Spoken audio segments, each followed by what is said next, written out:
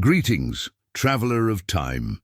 Here in the year 1341, somewhere far out on the quiet plains of the Duchy of Aquitaine, the dense, chilly, pre-dawn fog wraps around the small village of Saint-Cyr, a tiny patch of dark mud and thatch roofs that almost disappears into the damp earth beneath it. I'm nothing more than an old historian, ready to whisper forgotten stories. And if sleep comes to you along the way, I'll be glad. But tell me, from which corner of the world have you reached me? And what time is it where you listen? Oh, and while you're here, feel free to like the video and subscribe to the channel.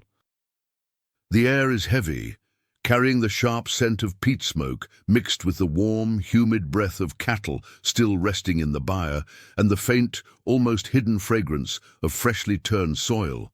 A smell that, for the villagers, means both the promise of bread and the certainty of endless labor beneath the grey sky that's only beginning to lighten in the eastern horizon.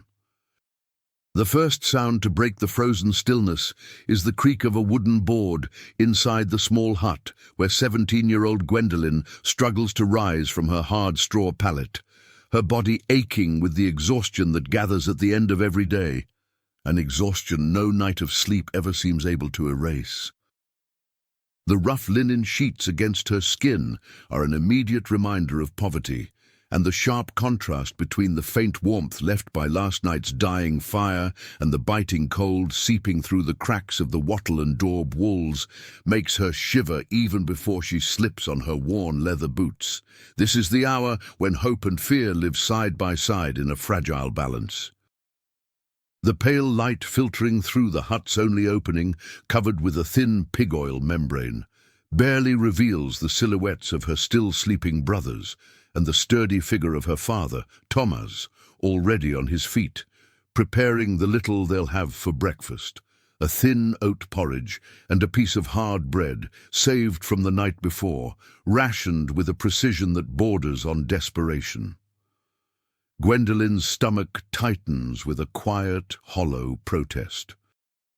She knows this small portion will have to carry her through hours of labor in the fields until the sun reaches its highest point, a long stretch filled only with physical effort and silent worry. The silence hanging over the village is only an illusion. Beneath the fog, a humble orchestra of morning sounds begins to stir.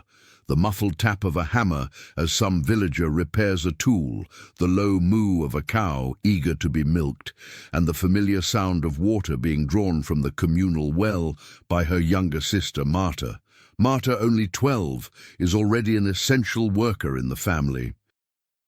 Her quiet resignation unsettles Gwendolen, for it feels as though the girl has long accepted that her fate is tied to this land and to this life of constant scarcity, an acceptance the older sister refuses to fully embrace. Gwendolen knows that today she'll work beside her father in the communal field, where the clay soil must be prepared for the rye planting. It's exhausting work, demanding strength and patience to turn the upper layer and carve the furrows where the seeds of survival will be placed. She thinks of her own strength, of her stiff muscles and rough hands, marked by years of winters and summers. Her body has become a living map of her life as a peasant, where the body is both the only tool and the only currency she has. When she steps outside, the shock of the cold, wet air hits her face. She inhales deeply, searching for something beyond the smoke, perhaps the faint promise of a morning that won't be entirely cruel. The village of Saint-Cyr, with its few dozen huts gathered around a small stone church, feels like a single living creature stretching awake under the constant, invisible gaze of Lord Balthazar's castle on the distant hill, its dark towers rising like a permanent shadow over every family that lives here. The mere mention of Lord Balthazar sends a chill through her, a chill that has nothing to do with the morning cold. The feudal lord is the embodiment of law and oppression, the one who holds the right of life and death, and worse, the relentless collector of taxes and corvée labor that drain the village's strength.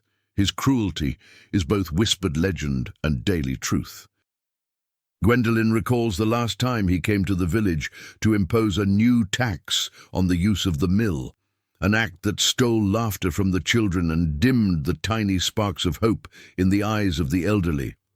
As Thomas adjusts the yoke on the thin ox preparing for the plough, he mutters about the blacksmith Willem, who didn't wake up that morning, taken by the fever that consumed him for 3 days. Willem's death weighs heavily on everyone. He wasn't just a neighbor. He was the man who forged and repaired every iron tool. Losing him means interrupting a vital service. Without a blacksmith, not only farming suffers, survival itself becomes uncertain. In a medieval village, the loss of a single skilled craftsman can be devastating. Marta returns from the well, struggling to carry the heavy bucket.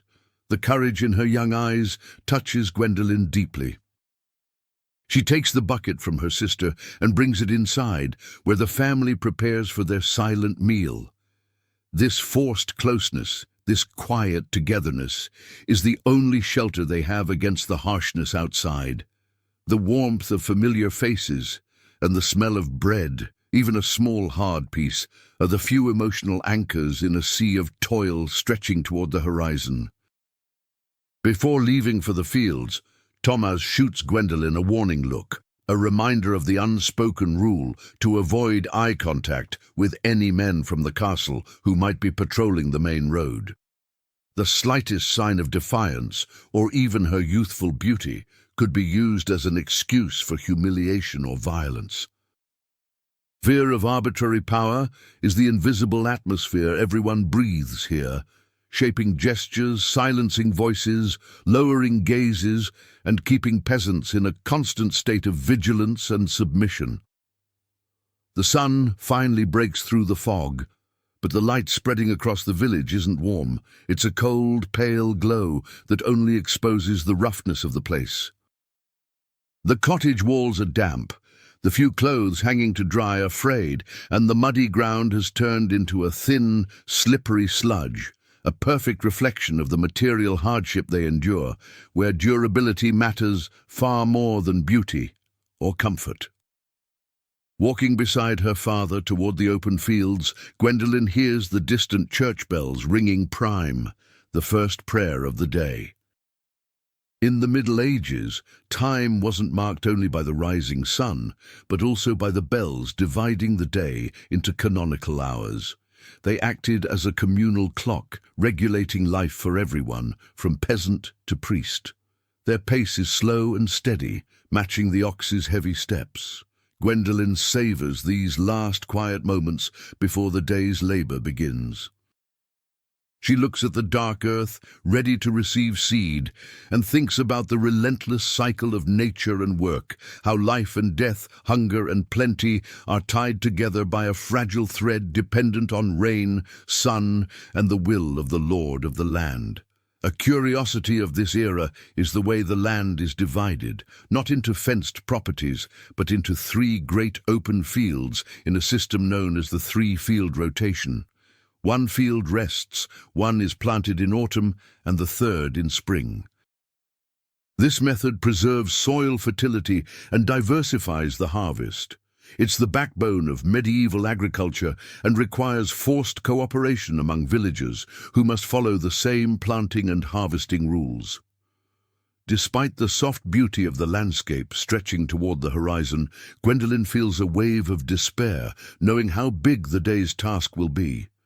She imagines the blisters that will soon form on her hands and the aching in her shoulders by evening.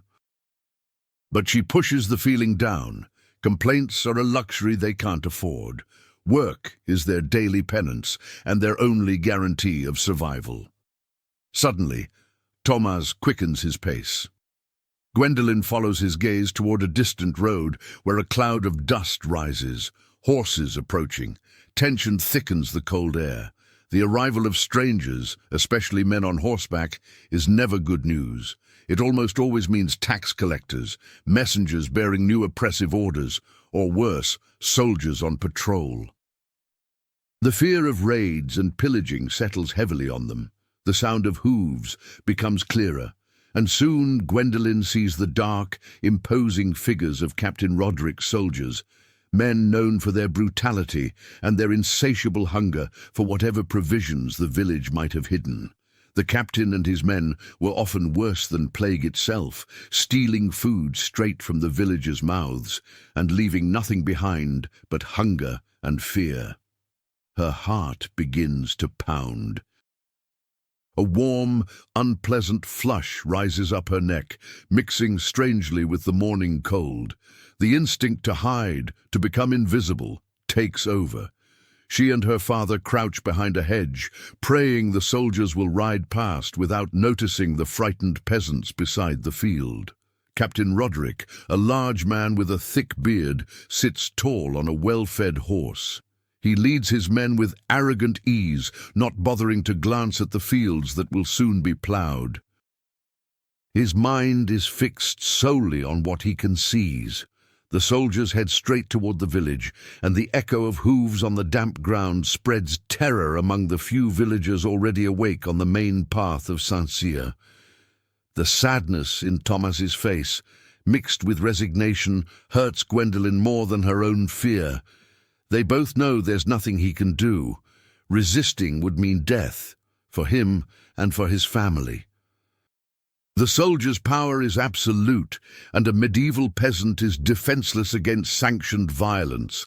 The last to pass is a young soldier with tired eyes and a hollow expression. For a brief moment, his gaze meets Gwendolen's.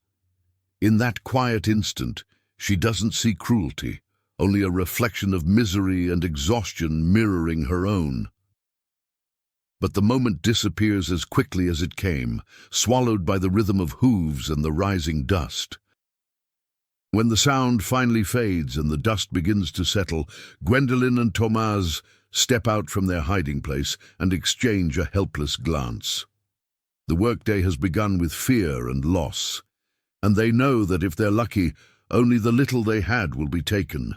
Evening will likely find them even hungrier than before, and there, waiting silently, is the plough in the dark soil, an unspoken invitation to continue the endless fight to stay alive.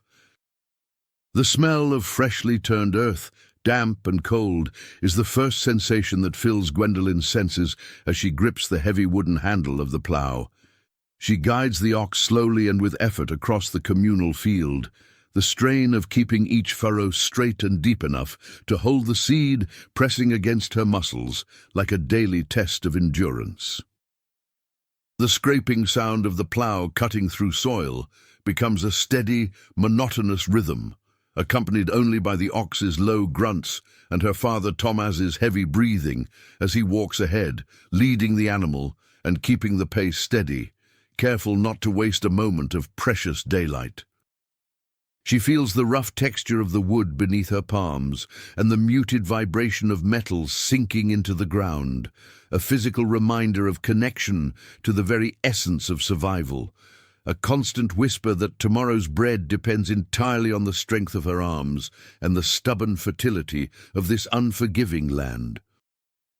Little by little, the morning chill is replaced by an inner heat radiating from her moving muscles. A painful heat, yet one that brings the strange comfort of knowing her body is fulfilling its most basic purpose, working to exhaustion to earn the right to live one more day in the shadow of the castle. As the sun climbs higher, a harsh detail becomes clear. The deep hoofprints left by Captain Roderick's soldiers' horses, cutting straight across part of the field and undoing the careful work of a neighbor whose plot stands closer to the road. The sight makes Thomas's face twist in a mix of quiet anger and resignation. He says nothing, only glances at the ruined furrows, and Gwendolen knows the neighbor will have to redo all that labor, an exhausting waste of time and energy that in a subsistence economy can mean the difference between surviving winter or starving through it. In the distance, a boy comes running from the direction of the village, breathless with news. The soldiers didn't just empty the church's grain tithe, they also took the widow Elise's few chickens, her only source of protein and income. Balthazar's cruelty and that of his men seemed to have no limits. They fed on the misery of others with a hunger Gwendolen found more brutal than the wolves in the forest, because wolves killed out of instinct while nobles did it out of greed and pleasure. The thought of the blacksmith Willem's death returns, and Gwendolen remembers how his fever, likely typhus or some other illness born from poor hygiene, had swept quickly through the neighboring households. Such outbreaks were common in the Middle Ages. Without medical knowledge or basic sanitation, even simple diseases became death sentences for entire communities, and the only cures they had were prayers and the herbal brews old Godric prepared. As she pushes the plough forward, Gwendolen notices the rich variety of colours in the earth, from reddish-brown to deep, wet black, and the small shards of broken pottery and old bones the blade brings to the surface. These fragments are traces of centuries of human life layered over the same soil. She wonders about all the generations of peasants who lived and died working this land, repeating the exact same motions in the exact same place. The thought hits her with unexpected force, the feeling that her destiny had been decided long before she was ever born. She remembers one of Thomas's stories about the rite of hospitality, the old feudal custom that allowed a lord to lodge with his peasants and demand to be fed. What began as a gesture of courtesy had become just another form of exploitation, with nobles arriving alongside their entourages and consuming the village's scarce reserves, leaving the peasants with the looming threat of hunger. Small injustices like these formed the pillars of the oppressive feudal system that kept its gears turning. Sweat trickles down Gwendolen's forehead, its warm, salty scent mixing with the smell of earth and dung. She feels fine grit under her nails, the stiff protest of her neck muscles locked in a forced position. It's the scent of a hard life, a body pushed to its limit, but also the scent of resilience. With every furrow she opens and every step she takes, she silently asserts her will to survive. Noon approaches, and the shadow beneath her shortens under the sun, signaling the moment for their brief midday meal, quick and quiet. By now, most of the women and children have joined the fields, helping with weeding or early harvests, depending on the season. The sight of the entire community working side by side, bent over the earth, is a reminder of the mutual dependence and quiet solidarity that held medieval villages together. During the short break, Gwendolen lets her back rest for a moment. She closes her eyes and listens to the sounds of nature gently pushing against the noise of labor.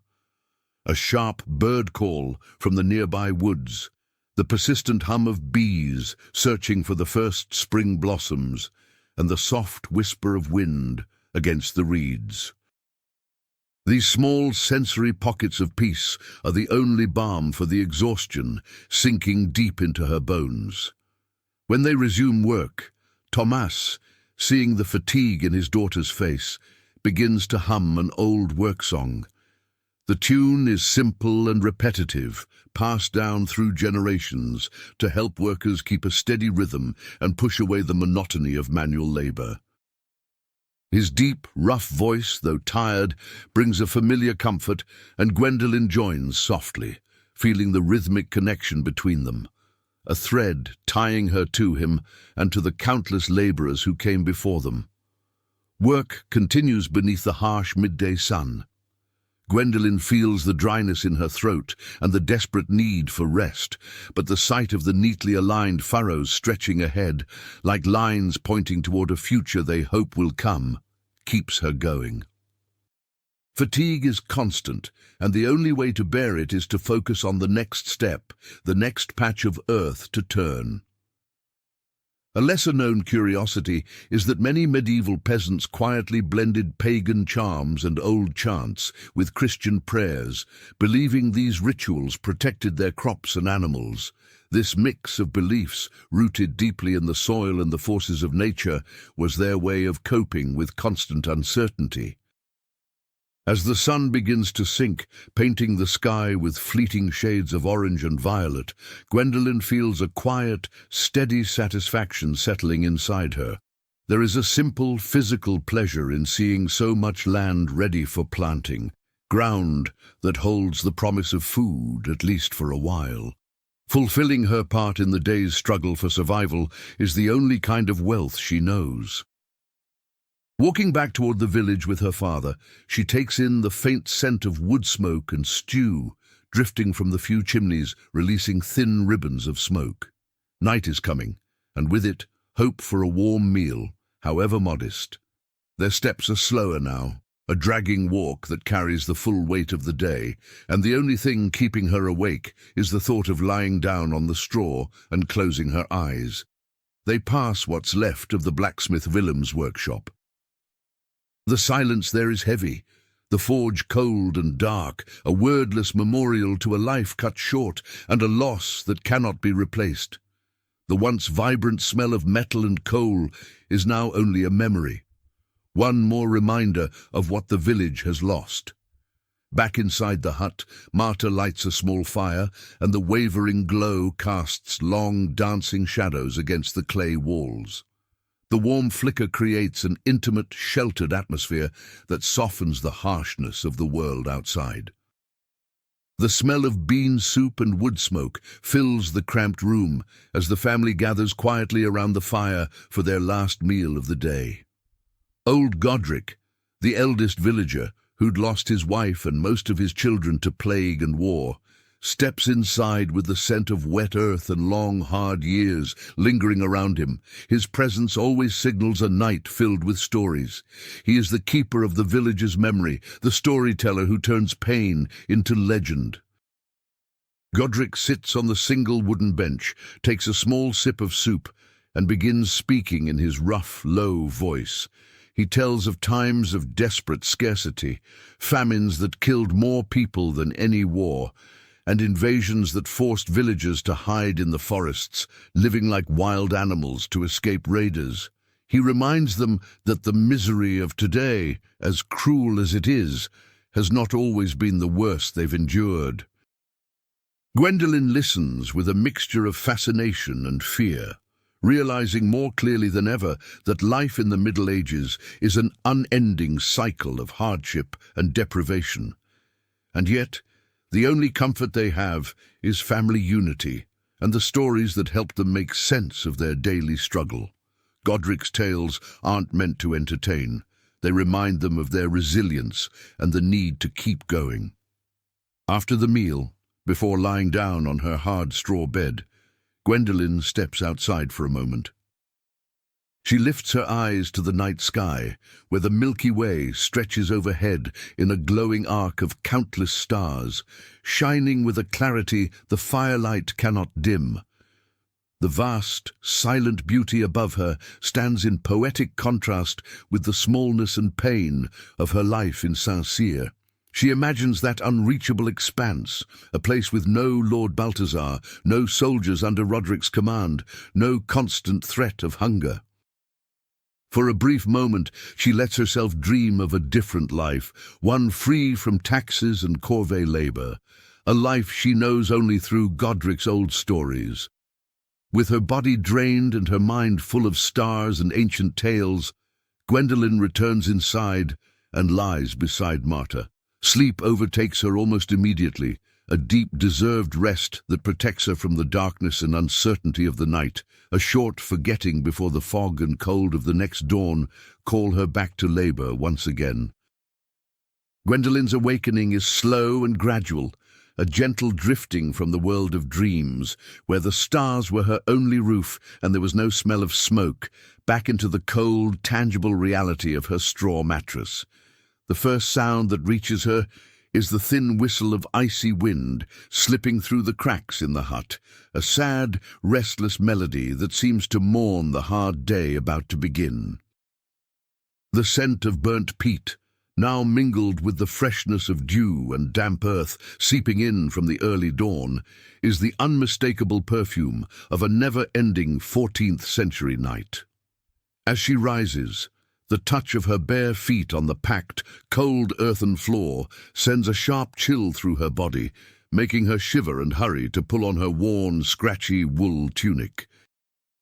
The faint light from outside is still bluish, the light of the hours before dawn, and she can make out Marta's sleeping figure curled under a grey wool blanket, and the still shadow of her father, Thomas, resting in the heavy, well-earned sleep beside them. She thinks about her family's quiet resilience, how life has forced them to be strong and invisible at the same time.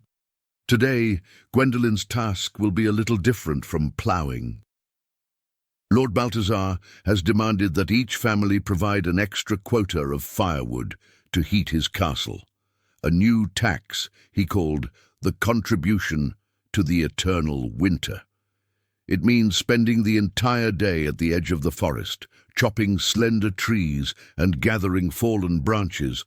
The sharp, metallic thud of the axe will be her companion until sunset. She'll have to be careful.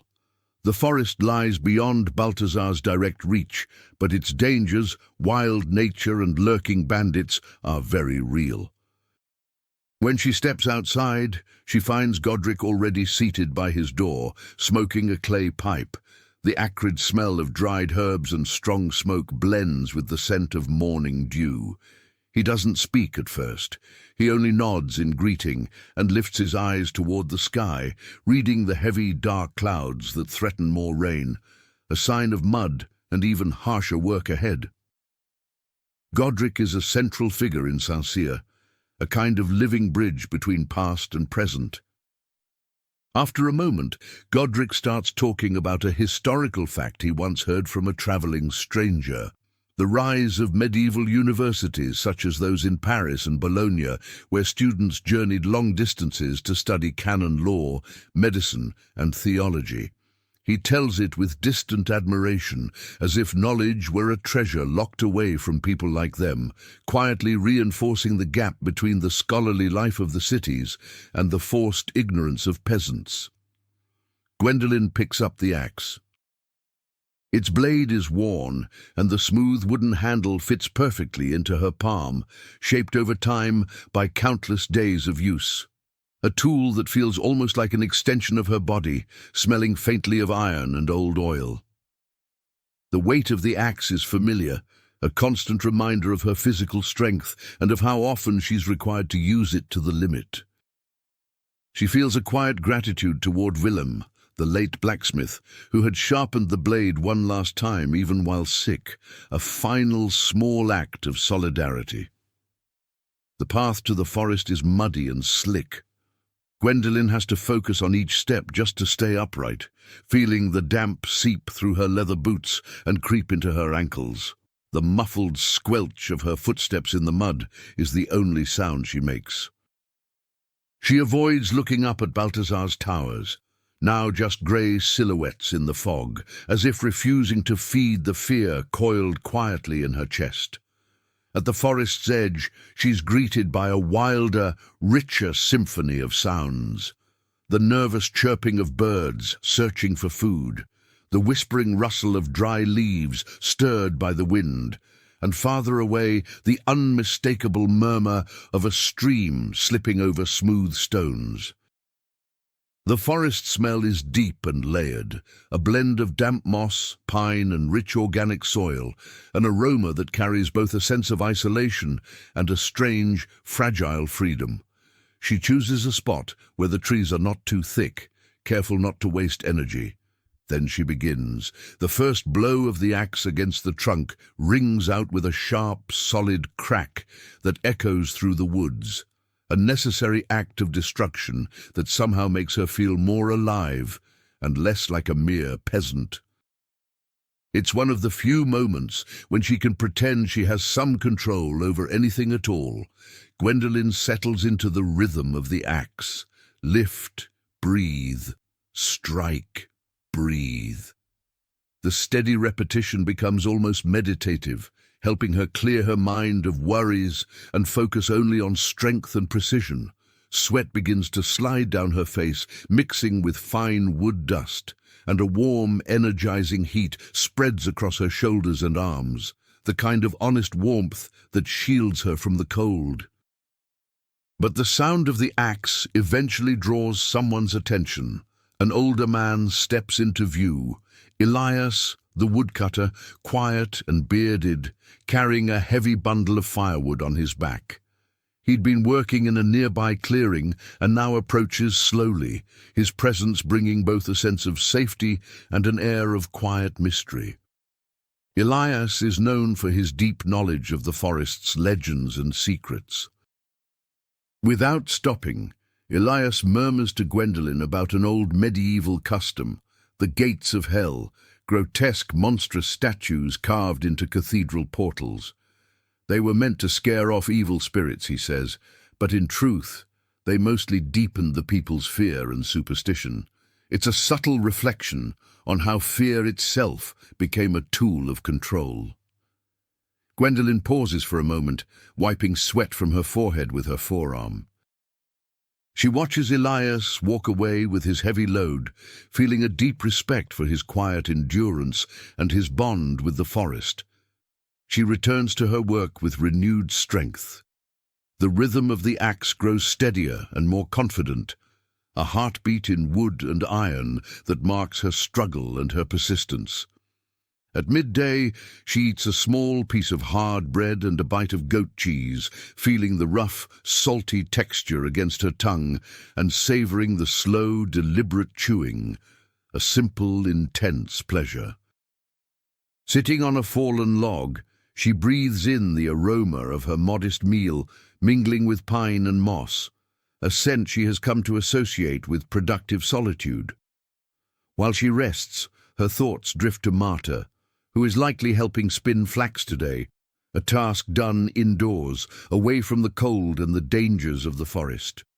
Gwendolen hopes with a quiet ache that her sister might somehow escape the relentless hard labor that lies ahead of her. This concern for Marta sits in Gwendolen's heart like a soft, persistent mystery, the wish to shield someone she loves from a world that offers them so little mercy. The sun reaches its highest point and then begins its slow descent. Gwendolen knows her time is running out. She must gather as much wood as she can, not only to meet Balthazar's demand, but also to bring home enough to keep their hut warm. Her pace quickens, driven by urgency. Adrenaline mixes with exhaustion, pushing her body beyond what it wants to give. A fascinating detail about medieval life is the use of books of hours, small, richly decorated prayer books used by nobles to mark the times of day for devotion. They stand in sharp contrast to a peasant's reality, where time is measured only by sunlight and church bells.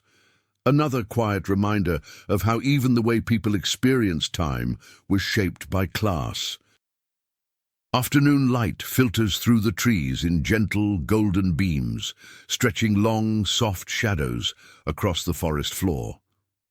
Gwendolen feels the air begin to cool, the subtle but unmistakable sign that night is approaching.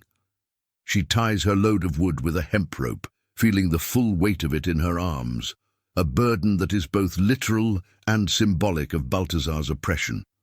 The walk back is harder, the wood is heavy, her muscles burn, and the day's fatigue presses down on her. Gwendolen moves slowly and carefully through the mud, the rough hemp biting into her skin, the smell of wet earth growing stronger as the evening damp thickens. Her footsteps are muffled and heavy now, a slow, resigned rhythm. As she reaches the village, she sees Lord Balthazar's men stationed near the gate, inspecting the peasants' loads with their gleaming armor and cruel, distant faces, like petty gods passing judgment. Gwendolen lowers her head, avoiding their eyes, and hurries past, feeling their gaze prickling between her shoulder blades, a familiar sensation of helplessness. She deposits the firewood onto the communal pile, then takes a small bundle aside for her own hut. The sense of relief as she sets it down is almost physical, the weight lifting from her arms and from her mind. There is a quiet happiness in knowing she has at least a little wood to warm her family. The image that soothes her is simple and warm. Logs crackling in the hearth, the gentle dance of flame, and the soft smell of smoke wrapping itself around them like a blanket, promising comfort and a fragile pocket of safety against the night's cold. Twilight settles over Saint-Cyr with a melancholy swiftness, and Gwendolen feels the shift in the air, the temperature dropping, the wind thinning into a cold whisper, pushing her to quicken her steps toward the comfort of the hut. The smell of smoke from dozens of hearths, a sign that the neighbors were also retreating indoors, hangs above the village like a warm, protective canopy. She notices the faint glow of a tallow candle flickering in Godric's home, a tiny point of warmth and memory in the deepening darkness. When she steps inside her own hut, she finds Marta near the fire, spinning flax with quiet focus. The soft, rhythmic turning of the spindle fills the small room, a sound that seems like the very soundtrack of medieval domestic life. The fire's warmth is the first true comfort she feels all day, thawing her cold hands and loosening the tightness in her chest. She lets out a long, quiet sigh, a relief earned through sheer effort. Thomas returns soon after, carrying the smell of the stable and old hay with him. His tired body casts a large, wavering shadow on the wall, a shadow that to Gwendolen looks like the very shape of strength and endless labor. He lowers himself by the fire with a low groan, adjusting his legs and rubbing his rough hand across his face, a gesture of exhaustion that needs no explanation. Their evening meal is simple, a thin turnip stew and a small portion of barley. But Gwendolen savors it with the intensity of someone who has spent every ounce of energy in her body. She feels the soft texture of the turnip, the warmth of the broth on her tongue, a primal, essential comfort. The silence during the meal isn't sadness, it's focus, the quiet concentration of people who understand how vital nourishment is for the next day's survival. After they finish, Godric appears once more, bringing his raspy voice and a new story to tell. He settles into the dark corner of the hut, his words blending with the soft crackling of the fire. The flames illuminate only half of his wrinkled face, creating a dramatic image that enhances the mystical, almost sacred air of his tales. Tonight, he speaks of the construction of the great stone castles, like Lord Balthazar's, and how peasants were forced to labor for months or even years in corvée duty, hauling heavy stones and raising walls. He explains the historical roots of the Lord's power and exploitation, how forced labor became the peasants' currency in exchange for so-called protection. Gwendolen listens closely, the injustice stirring quietly inside her. But Godric's story isn't about anger. It's about resilience. He tells how peasants, despite being exploited, found subtle ways to resist, taking longer on tasks, hiding tools, letting animals rest just a bit too long. Tiny acts of quiet defiance, their only way of pushing back against the system. Godric's storytelling is slow, full of thoughtful pauses, his voice matching the gentle rhythm of the night. With every sentence, he paints vivid images in Gwendolen's mind, the smell of fresh mortar, the chipping sound of stonecutters' tools, the icy nights spent working under rain. It's a sensory experience she receives secondhand, yet it feels strangely real and powerful. Fatigue settles deeply in her muscles, pulling her body downward, but the soft curiosity in Godric's voice, his tales of forest legends, of spirits guarding the animals and trees, keeps her awake, giving her a brief escape from her harsh world. The air inside the hut grows warmer and thicker, the mingling scents of sweat and smoke filling every corner. Marta, who always goes to bed early, is already asleep. Gwendolen watches her for a moment, feeling a surge of protective love and a quiet sadness for the life her sister will eventually face. She silently promises herself that she'll do everything she can to soften Marta's future, even if only a little. Thomas leans his head back against the wall and closes his eyes, though he doesn't sleep. He listens to Godric's stories with a contemplative look, perhaps comparing past hardships to present ones, a silent acceptance of the cyclical nature of peasant life. Gwendolen remembers another of Godric's curiosities, the medieval system of weights and measures, which varied from region to region. Lord Balthazar used this confusion to charge heavier taxes, measuring grain in a larger basket when collecting, and in a smaller one when returning the tiny portion peasants were allowed to keep. Outside, the wind grows louder, turning into a distant howl that makes the hut's wooden boards creak, a stark reminder of how fragile their shelter is against both nature and men. Gwendolen pulls herself a little closer to the fire, seeking warmth and the small sense of safety it offers. Godric ends his story with a message of quiet serenity, that despite the suffering and exploitation, the earth is patient and nature is kind. The cycle of the seasons will always bring another chance, another harvest, another renewal. He says goodnight with a soft wave and returns to his hut, leaving behind the lingering scent of smoke and stories. The fire, now gentler, cradles Gwendolen and Thomas in its warm glow. The last sound she hears is the crackle of wood turning slowly into ash, a perfect metaphor for time passing and life slipping quietly forward.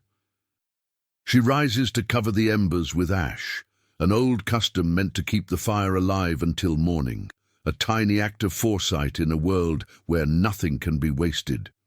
Before lying down, she steps toward the hut's opening and takes one last look at the night sky. The clouds have almost vanished, revealing the Milky Way in all its brilliance.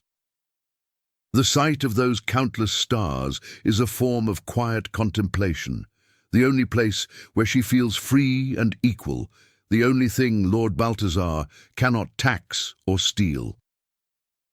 The cold night air touches her skin, but she ignores it. She absorbs the silent beauty of the universe, the peaceful vastness that stands in soft contrast to the narrowness of her life.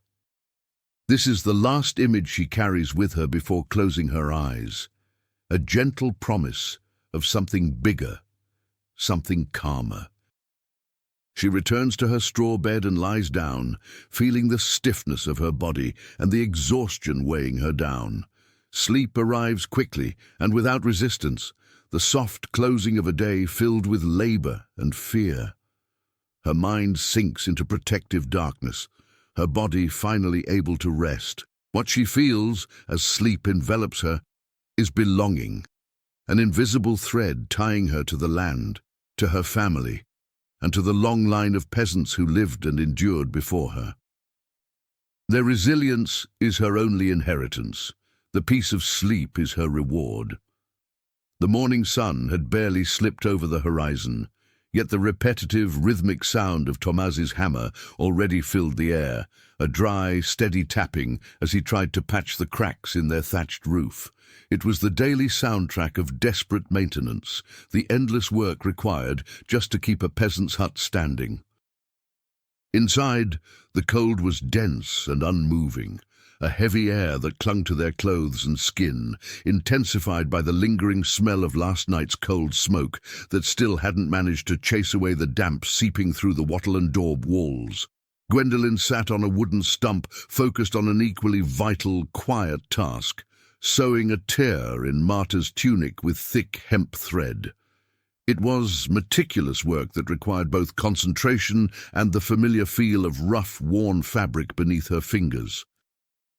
She felt the gentle prick of the needle against the calluses on her hands and breathed in the scent of sweat-soaked linen long stored away, a fragrance of poverty and necessity she had known since birth.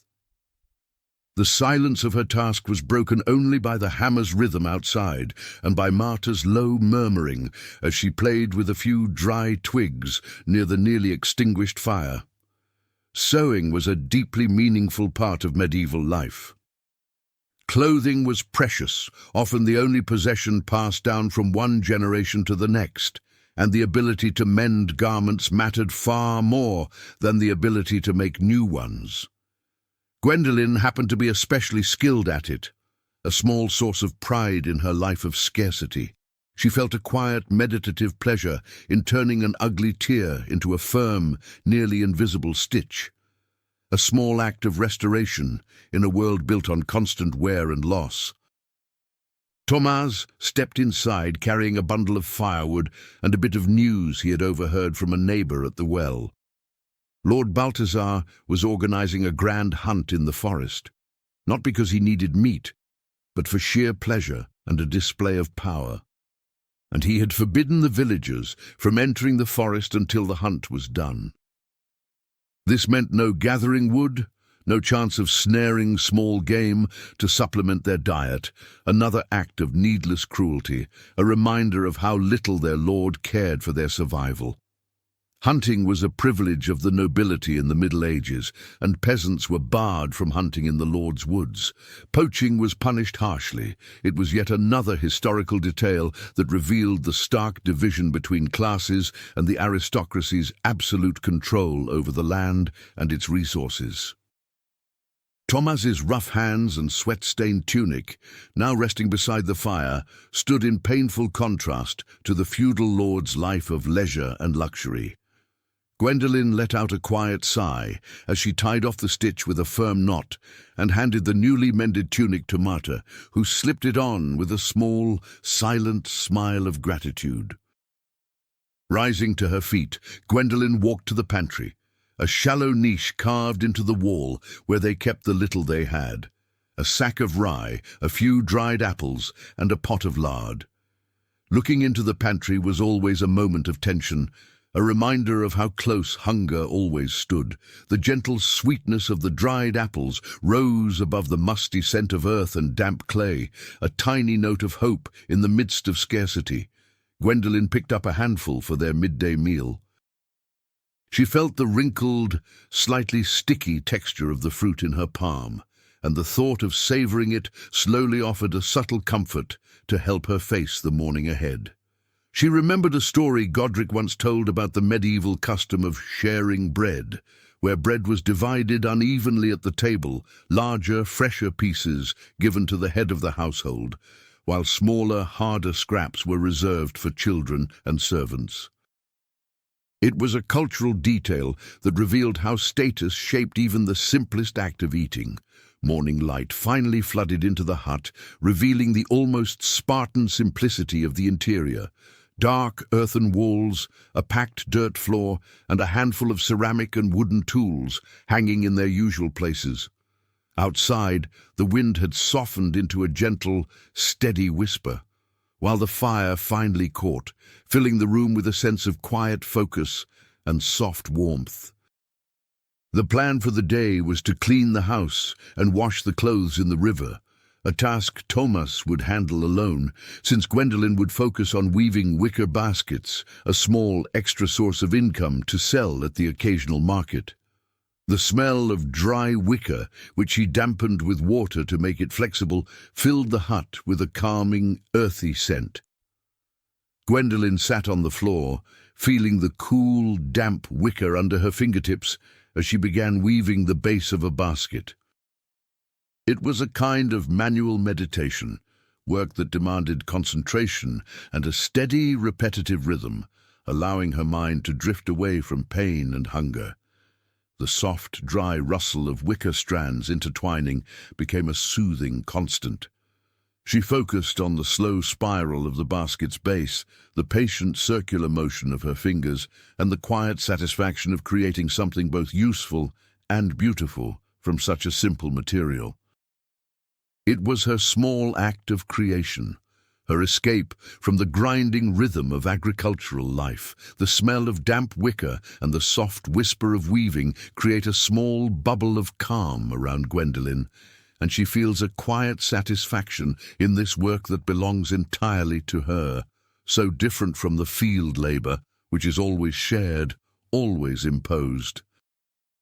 The touch of the wicker beneath her fingertips, smooth, flexible, almost warm, is a welcome contrast to the roughness of soil and the cold metal of the plough. This kind of work comforts her mind and demands a different kind of strength, patience. She recalls something Godric once told her about the medieval diet, how it relied almost entirely on grains like barley, rye, or oats, turned into bread or porridge. Meat was rare, a luxury reserved for religious feasts or the tables of nobles. Peasants survived on garden vegetables and legumes, beans, lentils, everything they could grow. This small detail helps explain why the provisions stolen by Roderick's soldiers felt like such a devastating blow. As her fingers move in a slow, hypnotic rhythm, Gwendolen notices the subtle variations in the wicker's color, from pale beige to deep brown, and uses them to create a discrete pattern in the basket. It's her small expression of beauty, a silent protest against monotony and misery. Outside, the wind has softened so much that it's little more than a sigh slipping through the cracks in the walls. Thomas, noticing her concentration, comes closer and sits beside her. His posture relaxes as he begins polishing one of his boots with a scrap of cloth. The smell of leather and tallow mixes gently with the earthy aroma of wicker. The soft, rhythmic movements of the cloth, combined with the steady cadence of Gwendolen's weaving, form a rare moment of shared silence, a small pocket of companionship. In a low voice, he tells her that Godric is preparing a special herbal infusion for the widow Elise, whose chickens had been taken by the soldiers. He hopes it will calm her fever and ease her grief. This is the folk medicine of the Middle Ages, built on practical wisdom, gathered herbs and ancestral beliefs, the only healthcare available to peasants, since doctors, when they existed at all, were far away and charged in coins no one in Saint-Cyr owned. Gwendolen feels the weight of that small act of solidarity. Even in their own struggle, the villagers found ways to support one another. This quiet unity is the invisible strength keeping Saint-Cyr upright, a woven net of mutual care that pushes back, however softly, against Balthazar's oppression. Even without Godric's herbs nearby, she can almost smell them in the air, a promise of comfort. She remembers a legend Godric once shared about the Minoria, the great landholders of the Merovingian era, who were said to protect the peasants and ensure their survival. The tale contrasts painfully with the reality of Lord Balthazar, who seems to exist only to exploit and take, turning the idea of protection into a tool of oppression. The basket begins to take shape, its sides rising in a smooth, symmetrical curve. Gwendolen feels the transition from flat material to a three-dimensional form, always a moment of quiet delight. She uses a sturdier strand of wicker to reinforce the rim, feeling the rougher texture and the stronger scent of aged wood. The sun is high now, and light pours through the small window, illuminating the floating dust particles, golden flecks that drift like tiny stars. The warm sunlight brushes her skin, bringing a brief moment of comfort that will have to sustain her through the cold evening ahead. She thinks about the future of this basket, which will likely be exchanged for a few coins or perhaps a bit of salt, a precious commodity in medieval life, essential for preserving food and adding flavor to an otherwise bland diet.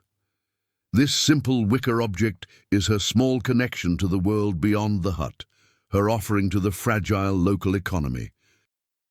Breaking the silence, Thomas begins speaking about the mortmain, dead hand, a feudal law that allowed the lord to inherit a peasant's belongings if they died without direct heirs. It was a cruel system that ensured wealth and property remained forever in noble hands, keeping peasants trapped in a constant web of dependence.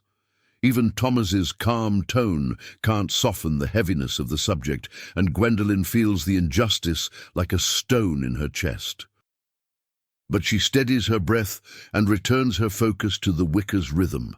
Its repetition becomes a soft refuge, the only way to quiet her anger and fear. The basket is her tangible resistance, her quiet affirmation of worth in a world determined to diminish her. She finishes her work by weaving the handle with a thicker, sturdier strand of wicker. The final touch is a firm, tidy knot that secures the whole piece. Gwendolen studies the basket, simple, durable, perfectly functional, and feels a deep, steady satisfaction. The sight of the finished object brings her a rare moment of peace, a sense of accomplishment, and the reassuring thought that this small creation will bring something useful to her family.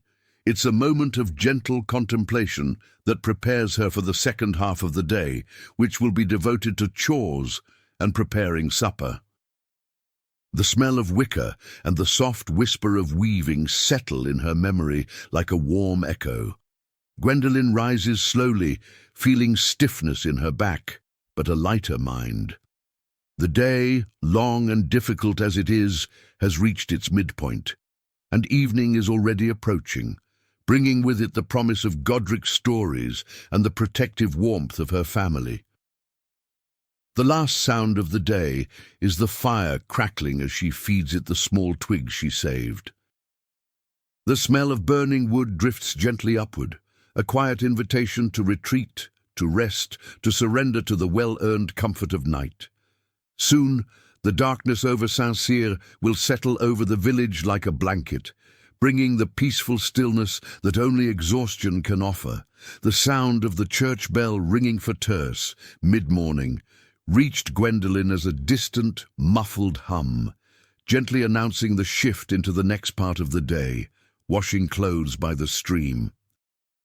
She felt the subtle change in the cabin's atmosphere as the quiet focus of basket weaving gave way to the anticipation of outdoor work. The familiar scent of wicker and wood around her faded, replaced by the sharp, alkaline smell of ash soap and damp fabric rising from the pile Thomas had already set aside, a load he insisted on carrying himself to spare her the extra strain. The change of scenery was drastic. Stepping out of the warm dimness of the cabin, she was struck by the immediate sensory shock of cold, moist wind blowing from the stream and the pale, cutting brightness of the morning sun. The chill seemed to seep straight through her layers of wool, and she inhaled deeply, taking in the clean scent of running water and the fresh, earthy smell rising from the riverbank, sharper and purer than the scent of the village. She walked beside Thomas in silence. Their steady steps along the dirt trail carried a quiet resignation, and the soft squelch of their boots in the damp mud was the only sound breaking the stillness. The path led them out of Saint-Cyr, and she watched the landscape shift, from humble clay-walled huts to the open sweep of fields, and farther off, the imposing stones of Lord Balthazar's castle, which looked even more menacing beneath the cold morning light.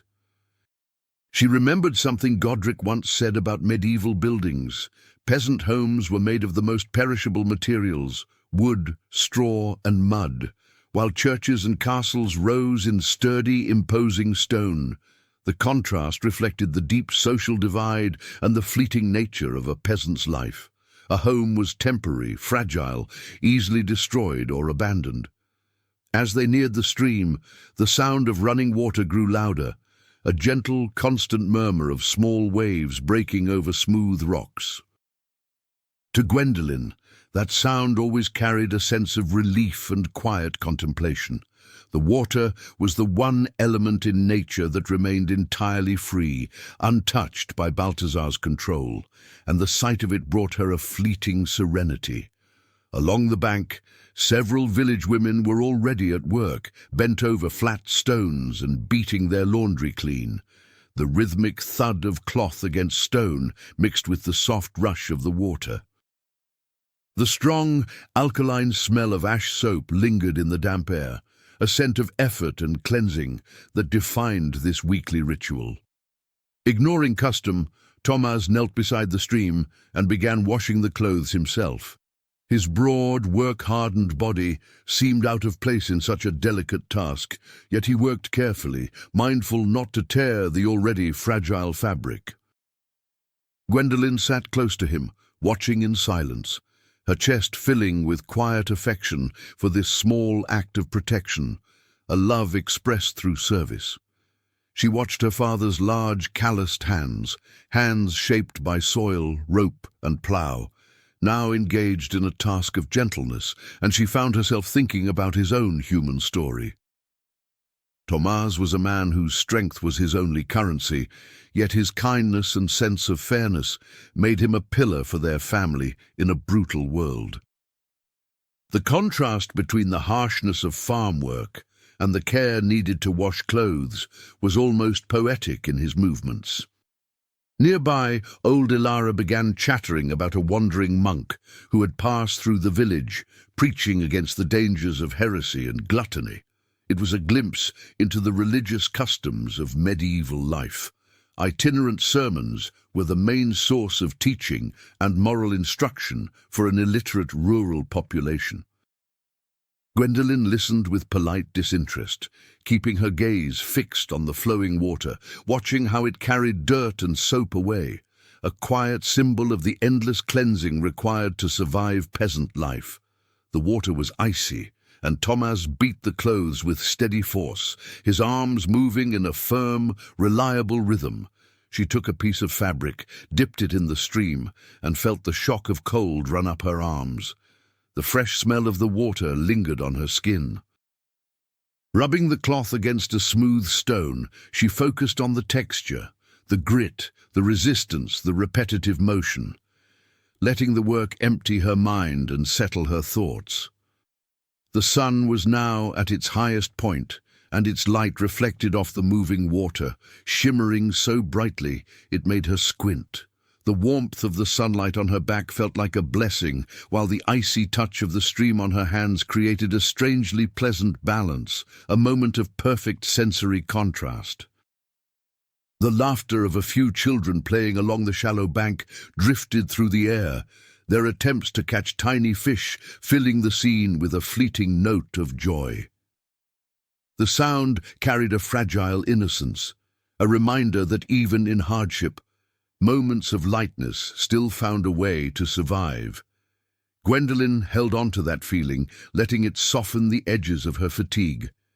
When the work was done, she and Thomas spread the clean clothes over warm stones along the bank to dry. The sight of damp white linen glowing under the midday sun felt like a small victory, a brief triumph over dirt and wear.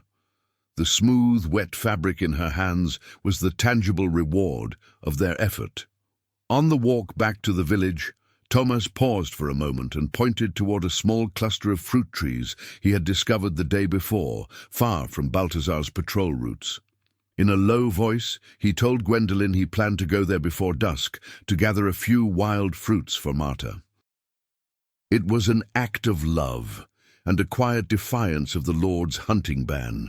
The warmth that filled Gwendolen's chest was matched by a renewed fear. Entering the forest during Balthazar's hunt was dangerous, perhaps even reckless, but she understood. It was the only way her father knew to protect and nourish his family. Love expressed through risk. The climb back was steeper, and fatigue settled into her shoulders and legs, the weight of the day mixing with the tension of the morning's news. But the clean, sun-dried linen they carried released a soft, comforting scent, a subtle reminder of accomplishment and renewal.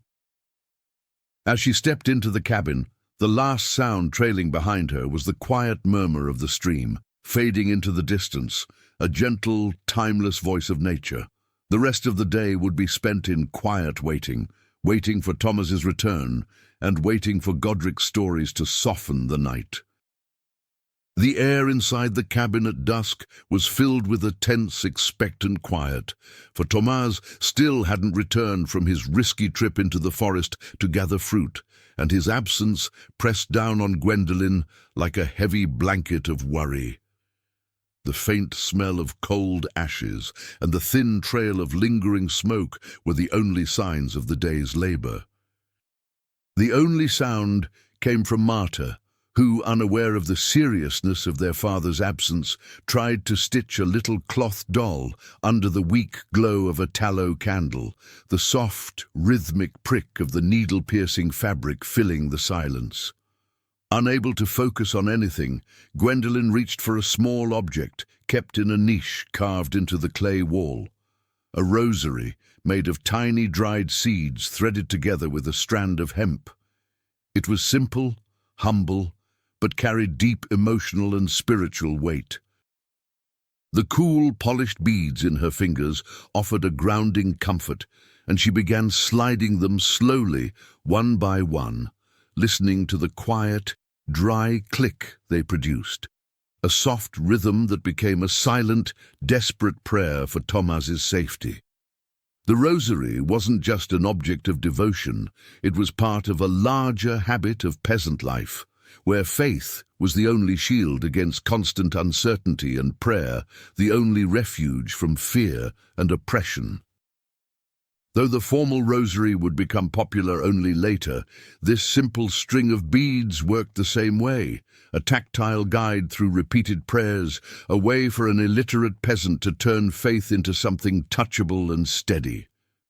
She watched the candlelight flicker, stretching long, distorted shadows across the cabin walls, shapes that swayed and exaggerated the loneliness of the room. The soft, slightly sweet scent of burning tallow was the only fragrance strong enough to break through the lingering smell of earth and cold smoke.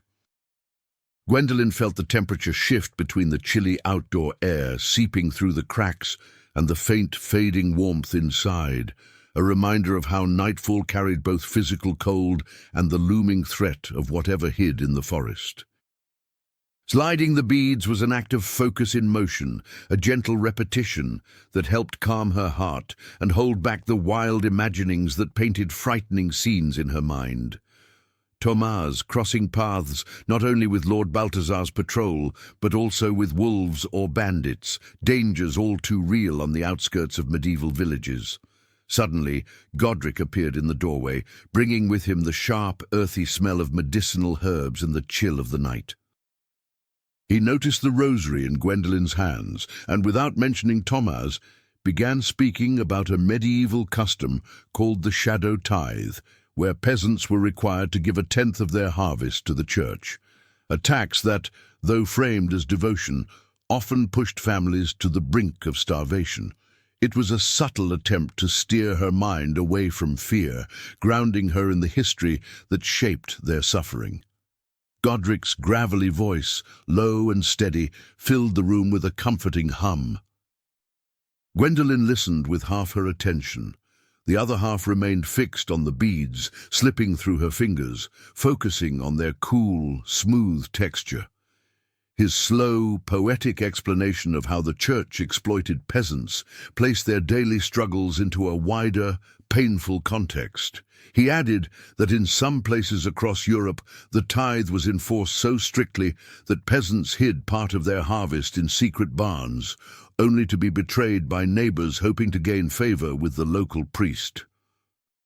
It was a small human tragedy, woven into the reality of survival, and Gwendolen felt the sadness of it, the impossibility of trust in a world ruled by hunger and fear. The quiet rasp of the rosary in her hands and Godric's murmuring created a fragile sense of belonging, a feeling that even in Thomas's absence she wasn't entirely alone. Marta finished her cloth doll and came to rest her head on Gwendolen's lap, seeking warmth and reassurance. Her presence, her small weight, and the soft smell of burning tallow added a tender comfort to the anxious evening. Godric eventually fell silent, but remained seated, and the stillness that followed wasn't one of despair, it was one of waiting. Gwendolen closed her eyes for a moment, breathing in the familiar scent of earth and smoke, letting herself sink into the fragile feeling of togetherness, the small, protective circle of their little family, and the steady presence of Godric. Then a sound, subtle but unmistakable, cut through the silence. The groan of the wooden plank at the entrance, too heavy to be the wind, too deliberate to be an animal. Gwendolen's eyes flew open, her fingers tightening around the rosary. A moment later, the scent of earth, sweat, pine and wild berries drifted inside, announcing Thomas's return. Fear dissolved instantly, replaced by a warm wave of relief spreading through her chest. Thomas stepped in, carrying a small sack of wild fruit, his face lined with exhaustion and tension. He let the sack fall onto the packed earth floor with a soft thud, and the sweet, fresh scent of the berries filled the room, a fragrance of victory and defiance. He said little, just nodded toward Gwendolen and Godric, a gesture that told the whole story. The mission had been hard, and he had narrowly escaped Balthazar's patrol. Gwendolen rose and ran to him, wrapping her arms around his rough wool tunic, breathing in the warmth of his body and the strong forest scent clinging to his clothes. It was the smell of safety, of her world settling into place again. The rosary in her hand suddenly felt like a symbol of gratitude rather than fear. Thomas reached into the sack and handed a wild apple to Marta. She accepted it with a bright, toothy smile, letting out a small, muffled cry of joy as she felt the smooth, cool fruit in her palm. Its sweet fragrance filled the cabin with a sense of comfort and hope, a small but radiant moment of happiness. Godric stood and approached Thomas, studying him with the attentive eyes of an old sage. He told him to rest and warm himself, and that tomorrow would be soon enough to tell the story of Balthazar's hunt. His voice was gentle but firm, a quiet invitation to let the night soften the day's fears. The last sound Gwendolen heard before lying down was the fire crackling as it caught the dry twigs she had gathered earlier. The warm scent of smoke slowly filled the room, wrapping it in calm. She settled onto her straw bed, comforted by the simple fact that her father was safe inside the cabin, and the day closed softly around her. The sense that lingered was one of belonging, that quiet certainty that faith, family, and shared endurance were their only weapons against the darker sides of medieval life. Morning arrived in Saint-Cyr beneath a clear, pale blue sky, and the sunlight, though not warm, cast a crisp brightness over the entire village and the surrounding fields. It widened Gwendolen's view, stretching her gaze far beyond the boundaries of her cabin.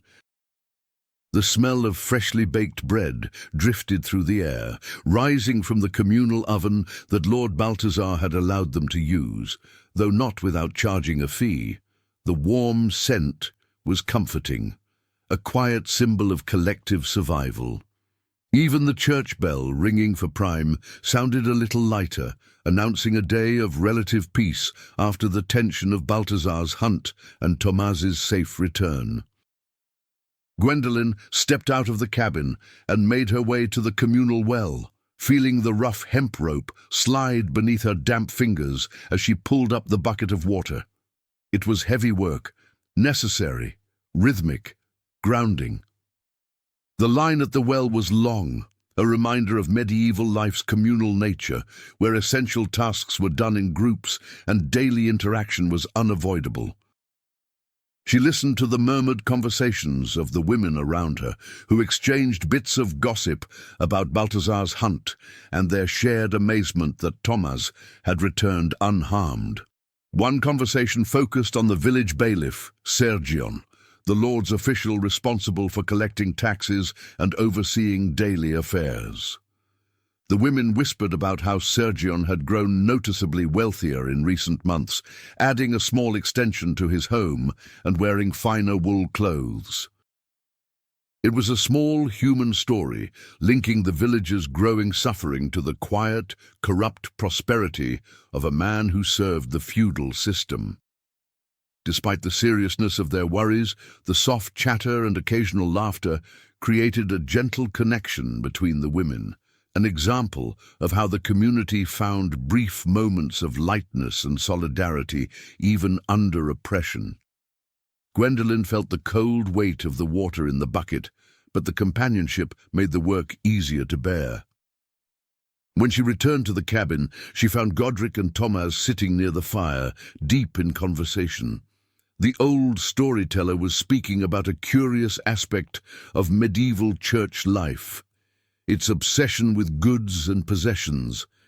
He explained the prohibition of usury, the charging of interest, a rule that, at first glance, seemed to protect the poor, but in reality stunted economic development and handed power to Jewish lenders and Italian bankers who weren't bound by church law. This reminder widened the narrative of oppression. It wasn't only the feudal lord who held power, but also the economic and religious structures that wove themselves into every part of a peasant's life. The warm smell of smoke and the soft heat from the fire framed Godric's lesson like a living piece of oral history. Thomas spoke next, his tone heavy with concern. The ploughing of the fields was delayed, first by the rain, then by Balthazar's demand for extra firewood. He felt the pressure of lost time, and Gwendolen noticed the deep worry on his face, the fear of a thin harvest that could threaten their survival. It was the small, human story of a peasant battling time and nature, repeated endlessly across the centuries. Gwendolen's task for the day was to prepare the rye seeds for planting. She settled onto the packed earth floor and let the dry, rough grains run through her fingers. Sorting the largest and healthiest seeds was a quiet act of hope, tiny choices that could mean life or hunger months later. The soft patter of grain falling into the wicker basket created a gentle, steady rhythm. She remembered another story Godric had told her once, about the free communes, medieval cities that rose up against noble authority and governed themselves. The idea of freedom and self-rule felt impossibly distant from the reality of Saint-Cyr, yet it planted a small spark of imagination inside her, a fragile dream of what life could be. The smell of dry rye mingled with the faint aroma of smoke in the air, and Gwendolen felt a growing need to reconnect with the earth, to believe that hard work and persistence might still bring a reward. She focused on the slow, deliberate movement of sorting the seeds, letting the meditative task calm her spirit. Sunlight filtered through the cabin's doorway, casting a soft golden glow on the grains. For a brief moment, the humble task took on a ritualistic beauty. Each seed seemed like a tiny story, its own small promise of life, of bread, of continuity. Meanwhile, the low voices of Thomas and Godric carried through the room. They were discussing the village mill, which had broken down due to neglect and the soldiers' recent plundering.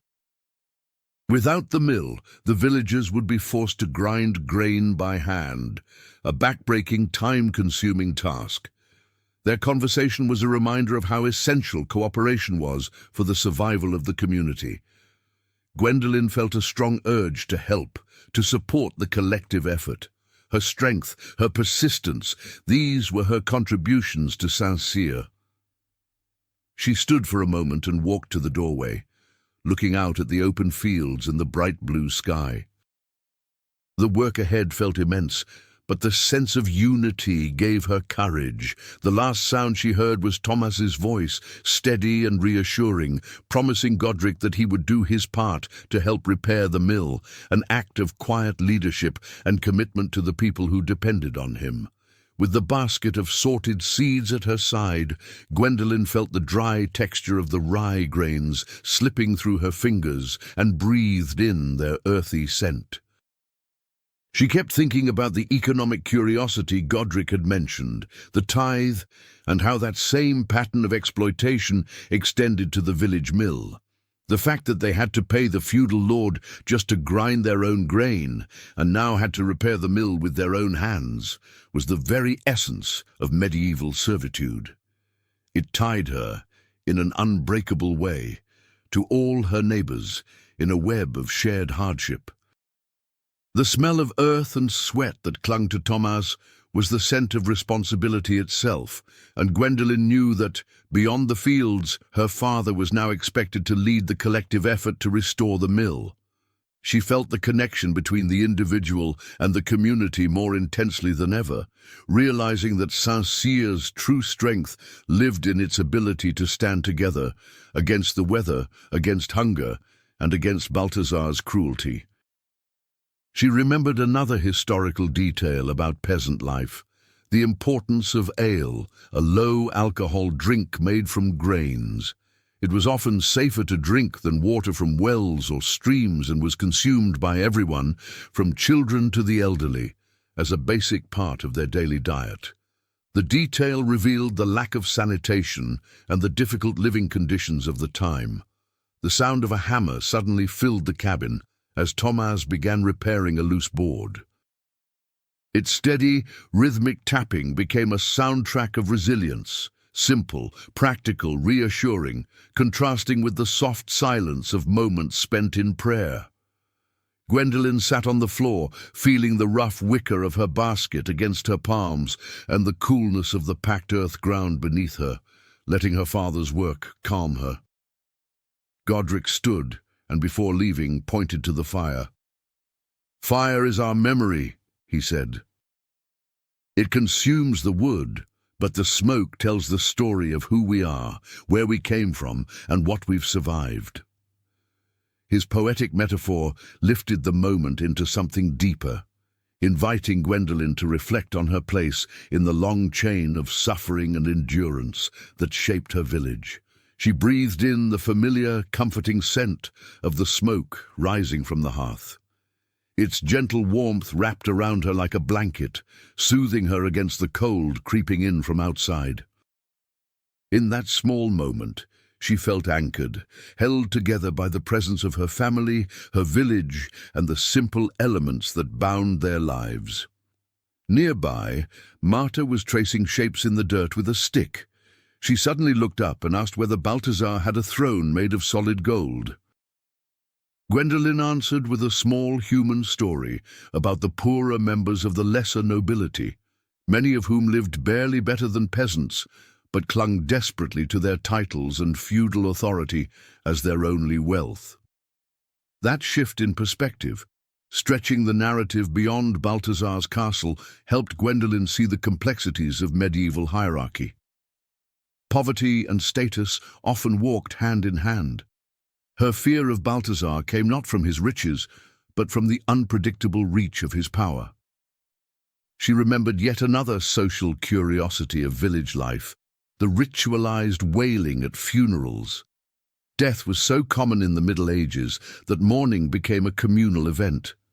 Women were encouraged to cry loudly to show grief and help guide the soul toward purgatory, a practice that revealed how emotion itself could be shaped into ritual.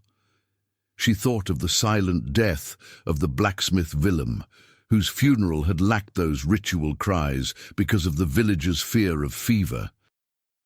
The memory saddened her. To ground herself again, she picked up one of the wild apples Thomas had brought home and ate it slowly, savoring its cold skin and the simple sweetness that pulled her gently back into the present. The afternoon light had begun to shift, turning softer and more golden as it filtered through the cabin. It signaled that the day's work was winding down. The sound of Thomas's hammer finally faded, and he lowered himself beside the fire, the scent of wood and sweat settling around him. Gwendolen walked over and handed him the fresh water she'd brought from the well, an unspoken gesture of care and belonging. Thomas drank slowly, feeling the coolness slide down his throat, bringing a quiet sense of relief. The last sound of the day came from Marta, who asked her father if he had seen any fairies in the forest. Thomas let out a low, warm laugh, a soft, gravelly sound that filled the room with innocence and ease. For a moment, the fear of Balthazar faded into the gentle light of evening, replaced by serenity and the love that held their small family together. Life in Saint-Cyr slowed into a quieter, more introspective rhythm as the morning unfolded. Most of the men, including Thomas, had gone to the mill to begin the repairs, leaving the village strangely still, its silence broken only by the soft sounds of domestic chores and the faint, distant chanting of monks traveling along the main road. The smell of bread that had filled the early morning air now faded into something gentler, blending with the clean scent of sun-dried linen that Gwendolen had hung outside. Taking advantage of the contemplative pause, Gwendolen turned to the most intimate of her tasks, repairing and reinforcing her own leather boots. It was essential work, for her boots were the only protection her feet had against the rough earth and the winter cold. She sat on a wooden stump near the doorway, feeling the sun warming her back, while the worn leather scratched softly against her palms. The dry, muted sound of the thick needle piercing the leather was the only noise she produced. The slow rhythm of the task, one that demanded patience rather than strength, allowed her mind to wander. She focused on the gesture itself, on the steady pull of the waxed thread, the texture of the leather, and the strong animal smell rising from it. Mending her boots was a small human story in itself, an act of hope and resistance against the constant wearing down of life. Marta played nearby, gathering small twigs and stones, arranging them into quiet, intricate patterns on the packed earth floor. Her innocent creativity was a gentle contrast to the gravity of adult life. Gwendolen watched her with silent affection, smelling the faint scent of soil and grass clinging to the child's clothes. Her mind drifted to a cultural curiosity about peasant clothing, its lack of colour. The linen and wool worn by common folk usually remained in their natural shades, beige, grey, brown, because dyes were expensive and reserved for nobles and clergy. Even clothing, she thought, revealed the rigid hierarchy of medieval society. The smell of leather and beeswax mingled with the earthy scent of soil and sunlight, forming the fragrance of honest work and simplicity. The silence was so complete that Gwendolen could hear a lone bee buzzing in the distance and the faint rustle of leaves in a nearby tree, sounds that soothed the village's tired ears. She felt the warmth of the sun on her neck and the coolness of the leather beneath her fingers, a pleasant balance that led her into a state of quiet contemplation. Repairing her boots was an act of acceptance of her condition, but also an act of dignity. She would do her best to endure. Suddenly, Godric passed by on his way from the church. He paused and leaned in, observing Gwendolen's work with wise, gentle eyes. He spoke of the medieval custom of hospitality, which was mandatory in monasteries and noble households. Any traveller, regardless of origin, was to be fed and sheltered for 3 days, a small historical detail shedding light on charity in the Middle Ages. But Godric added that such generosity was often impossible in villages like theirs, where food was scarce and hospitality became a luxury few could afford. A human story of survival, tempering the idealism preached by the church. Gwendolen felt the sadness of that reality, the difficulty of showing generosity when one is starving. She thanked Godric, and he walked away slowly, leaving behind the soft scent of dried herbs and the returning quiet. Gwendolen resumed her task, her fingers moving with steady, patient rhythm, feeling the resistance of the leather and the firmness of the waxed thread. By the time the sun reached its zenith, the warmth around her had intensified, but she continued working, knowing the boots had to be ready before farm work resumed. Time, she knew, was marked only by sunlight and church bells, the only clocks she had ever known. At last, she finished the final stitch. She ran her finger along the repaired seam, feeling the firmness of her work and the slight smoothness of the wax on the thread. The boots, though old, were ready to survive yet another season. She stood and looked up at the sky, an endless expanse of clear blue, peaceful and still. The quiet village and the completed task filled her with a gentle sense of calm and quiet pride. The contemplative pause ended with the sound of her own exhale, soft, steady, freeing. The rest of the day would be devoted to preparing supper and waiting for Thomas's return, another cycle of work and quiet family unity. The smell of leather and beeswax lingering on Gwendolen's hands after repairing her boots felt like a small victory against wear and time, an aroma of stability and quiet accomplishment. She rose to her feet, her body stiff but her mind clearer, wrapped in a serene sense of contemplation. The village remained in its strange hush, broken only by the distant chanting of monks along the road and the soft rustling of leaves under a gentle breeze, a rare peace that contrasted sharply with the harshness of daily life.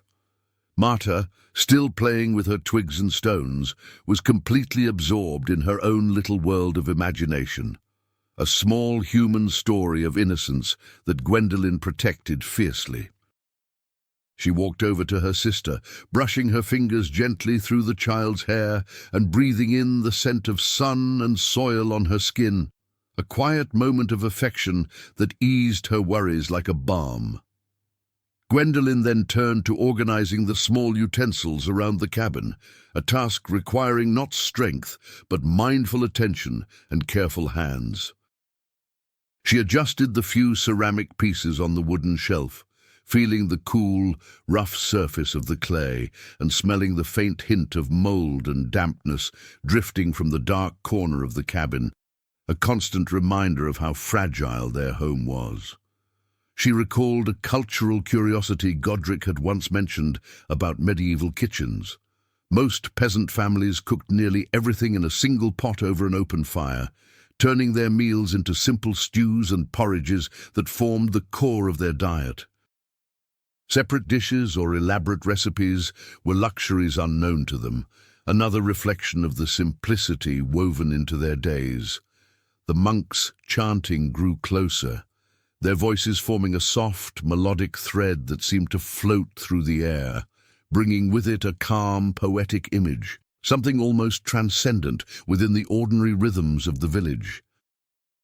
Gwendolen paused for a moment, listening to the harmonious rise and fall of their voices and catching the faint scent of incense drifting on the wind, a fragrance of devotion and quiet mystery. Her thoughts drifted to the historical curiosity of clerical celibacy, a rule imposed on priests throughout the Middle Ages that was often ignored in rural villages, where many clergymen secretly kept families. A small human story that revealed how rigid doctrine often clashed with the realities of life in the countryside. The warmth of the sun slowly shifted across her skin, and she knew her brief contemplative pause was coming to an end. She lit a small fire in the hearth, breathing in the soft scent of burning wood and feeling the gentle heat spreading outward, a calm invitation to begin preparing supper and close the day.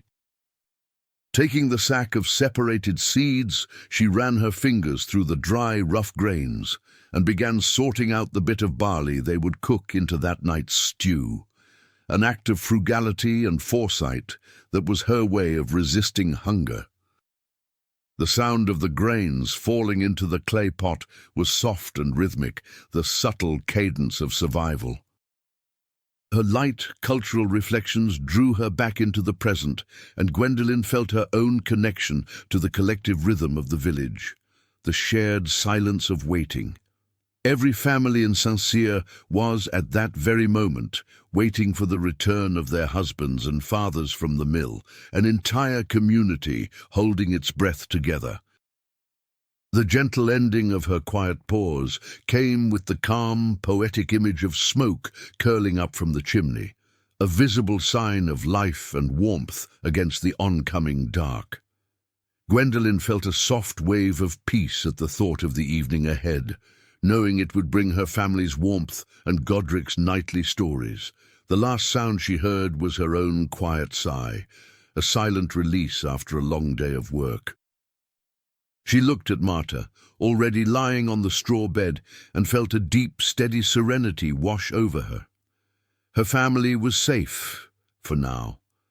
Late afternoon brought a shift in angle and a new perspective on life in Saint-Cyr. Feeling the need to walk up to the communal barn to check what was left of the grain supply after Roderick's raid and to prepare her family's ration, Gwendolen stepped away from the safety of the cabin and made her way toward the higher ground of the village. From there, she could look out over the rooftops and, more importantly, toward the castle. The smell of smoke and charred wood faded behind her, replaced by the fresh scent of damp earth and dry hay. This change in perspective revealed the village not simply as a cluster of huts, but as a living organism.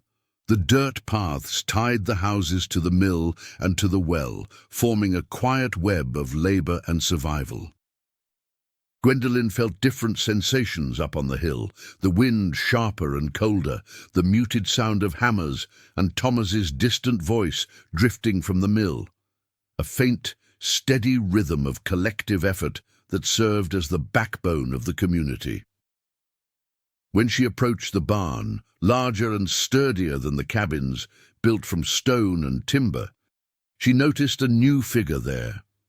The young scribe from the nearby abbey, Brother Ethelred. He was a thin, pale man, dressed in the simple grey habit of the Benedictine order, seated on a small wooden stool with a piece of parchment on his lap, writing with a goose-feather quill dipped into a small ink pot. The scent of parchment, ink, and beeswax clung to the air around him, an unusual, almost scholarly fragrance that contrasted with the rustic smells of the village. Brother Ethelred had come to record the previous year's tithe, a light historical reminder of the church's constant oversight and bureaucracy over peasant production. Gwendolen watched him for a moment, struck by a quiet curiosity toward that world of letters and knowledge, a world entirely beyond her reach. To her, the scribe represented a small human story of upward mobility in the Middle Ages. Born the son of a peasant from another village, he had been given to the abbey as a child, where he eventually became a monk, and thanks to his skill with writing, rose to an important church position. His life stood in subtle contrast to Gwendolen's world of physical labor, a reminder that destiny, though heavy, was not completely unchangeable. She noticed the contrast between his pale skin, shaded from sun by his indoor duties, and her father's deep, weathered tan earned from long days in the field. When she approached, Brother Ethelred lifted his gaze, his tired blue eyes meeting hers, with a gentleness she didn't expect. For a brief moment she felt seen not as a source of tithe, but as a person. He greeted her in simple, formal Latin, and she replied in her rustic tongue, aware of the gap in status and culture between them. Yet the scribe showed no arrogance. He asked about the work at the mill and the hardships the villagers faced, a small, human gesture of empathy that surprised her coming from someone of the church.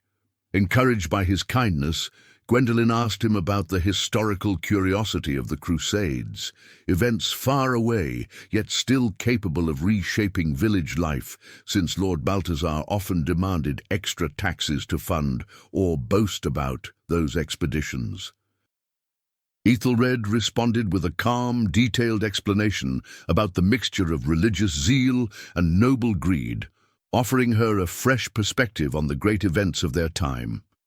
The smell of hay inside the barn was strong and dry, mixed with dust and stored grain, a fragrance of plenty, though now tainted by loss. Gwendolen felt the coarse hay under her feet and the cool stone beneath her fingers, a stark contrast to the warmth of her cabin. Brother Ethelred lifted his parchment to show her the neatly drawn Gothic letters, a small gesture that captivated her. She watched the deliberate, graceful strokes of the quill, the soft, almost musical sound of the feather scratching across the page, a subtle reminder of the quiet power of knowledge.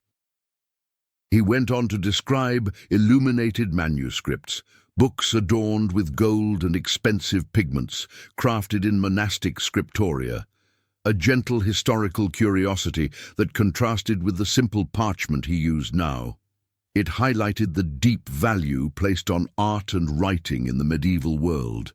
A new feeling stirred in Gwendolen, an unspoken longing to read, to someday understand that world locked beyond her reach. The scribe's quiet, understanding gaze made that longing feel less foolish.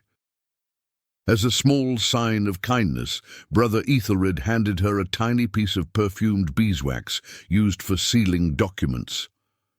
Gwendolen took it carefully, feeling its smooth texture and breathing in its gentle fragrance of honey and incense, a little treasure from a world that wasn't hers. When she walked away from the barn, she cast one last look at Balthazar's castle. From this new angle, it seemed less imposing, more like a gilded prison for the nobility themselves. A calm sense of clarity settled over her, the quiet certainty that knowledge and community were the only real forms of resistance. Gwendolen walked back toward the cabin with the small piece of perfumed beeswax resting in her palm, a soft touch with a fragrance of honey and incense, an unexpected treasure from Brother Ethelred's world. With each step, the sharp scent of hay and the barn faded behind her, replaced by the familiar earthy smell of peat smoke. That brief shift in her routine had opened a new point of view within her, one where knowledge seemed like a quieter, more enduring form of power than anything Lord Balthazar could wield. She recalled the small human story Ethelred had shared about the church's marriage fees, how peasants had to pay to receive a simple matrimonial blessing, a light historical truth that revealed how the church monetized every sacrament and exerted control over both personal and social life. Oppression came from every direction, from the Lord's authority and from religious power alike. The wind on the hilltop was colder now, brushing against her cheeks with a sharp, icy touch. But her new understanding of hierarchy and power filled her with a quiet serenity. From up there, the village looked less like a cluster of hardships and more like a collective body that survived not through force of arms, but through steady labor and shared endurance. The scribe's gentle, intimate gaze had made her feel valued, not just as a peasant, but as someone capable of thinking, learning, and understanding. As she descended the hill, she crossed paths with Godric, coming from the opposite direction, carrying a bundle of dried reeds to repair the roof of his own hut. The sharp, vegetal smell of the reeds clung to him. He greeted her warmly and paused long enough to recount another brief human story, this time about medieval inheritance tax, the heriot, through which a lord claimed the best animal of any deceased peasant, impoverishing widows and orphans even further. The short tale reminded her of how fragile life was, and how cruel feudal law could be. She tightened her grip on the piece of beeswax, holding it like a small talisman against oppression. The sound of hammers from the mill grew clearer, a steady rhythm of effort and cooperation. It was the sound of hope, of a community fighting not just for food, but for dignity. Gwendolen felt deeply connected to that collective gesture, the quiet heroism of shared labor. She remembered yet another historical curiosity Godric had mentioned, the system of serfdom, in which a peasant was legally tied to the land and could not leave it without the lord's permission. This was the core of their oppression. Yet Gwendolen now felt that knowledge was her only possible escape from that invisible prison. The smell of peat smoke from her cabin grew stronger as she approached, carrying with it the familiar warmth of home. She knew the evening would be filled with Godric's stories and the comforting presence of her family, closing the day in a soft, circular rhythm of work, reflection, and shared humanity. When she entered the cabin, she found Marta already asleep, breathing softly, curled on her bed of straw. The sight filled Gwendolen with a fierce, protective love. Her daily struggle was not only for survival, it was for the possibility of a different life, someday, for her little sister. The night closed gently around them, with the sound of fire crackling in the hearth and the warm air drifting through the small room. Gwendolen lay down, feeling a deep sense of belonging, one that softened the darkness of the medieval world and wrapped her in quiet, familial peace. Dawn arrived in Saint-Cyr with an unexpected richness of sensation. The wind, having shifted overnight, carried a sharp, penetrating scent of approaching rain, and even more distinctly, the strong metallic smell of heated iron drifting from the forge next door. The new blacksmith Bernard, who had recently taken the place of the late Willem, was already at work, and the steady rhythm of his hammer striking glowing metal filled the air. It was a vigorous, unbroken sound, a new soundtrack of labor and repair echoing through the village. Gwendolen stepped outside, feeling the cool, damp air brush against her face and breathing in the refreshing smell of wet earth, a quiet promise of rain. She made her way toward the mill, carrying Thomas's morning meal, a simple task that placed her right at the center of the village's subtle communal pulse and gave her a new perspective on the collective effort holding Saint-Cyr together. As she drew closer, the clatter of hammers and the voices of the men grew clearer, sharp, focused sounds of cooperation and determination. The mingled smells of flour, damp wood, and sweat created an almost tangible human story of shared work. Gwendolen watched the small shifts of movement, men lifting heavy stones, Thomas smoothing the wooden gear with careful strokes, and the carpenter fitting the pieces together with quiet precision. A memory surfaced, one of Godric's curiosities about medieval life. He had once told her about communal bathhouses, common gathering places in many villages, a sharp contrast to the modern image of a perpetually dirty Middle Ages. But here in Saint-Cyr, fear of illness and the heavy weight of poverty had long since pushed such customs aside. The strong smell of flour drifting through the mill was a scent of nourishment and hope. Seeing the sacks of grain stacked high, slowly milled but steady, felt like a calm, poetic reassurance that hunger could be held at bay. She handed Thomas the bread and soup, feeling the warmth of the loaf seep into her hands and seeing the quiet gratitude in her father's eyes. Thomas had been speaking with Bernard, the new blacksmith, about repairing the mill's paddles. Bernard, young and strong, though with a weary expression, didn't ask for money. Instead, he requested days of field labor in exchange. It was a small human story about the barter economy and the constant scarcity of coins among peasants. The ringing of Bernard's hammer, carrying across the cold morning air, sounded like interdependence itself. Despite the chilly temperature, the heat from the forge and the steady warmth of the men's efforts spread through the space. She watched the blacksmith work, the focused gesture of shaping glowing metal, a quiet spectacle of strength and precision, while the smell of burning iron rose like the scent of transformation. The mill's activity had become a continuous hum that now dominated the village, a sound of cooperation and resistance woven together. Gwendolen knew the mill's restoration was essential for everyone's survival, and belonging to that shared struggle filled her with a sense of purpose.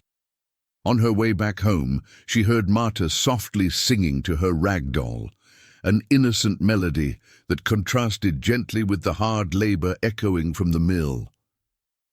The clean, sun-warmed scent of linen from Marta's clothes floated gently on the air, carrying with it the peaceful warmth of home. Morning arrived in Saint-Cyr with a slow, subtle shift in both physical and emotional climate.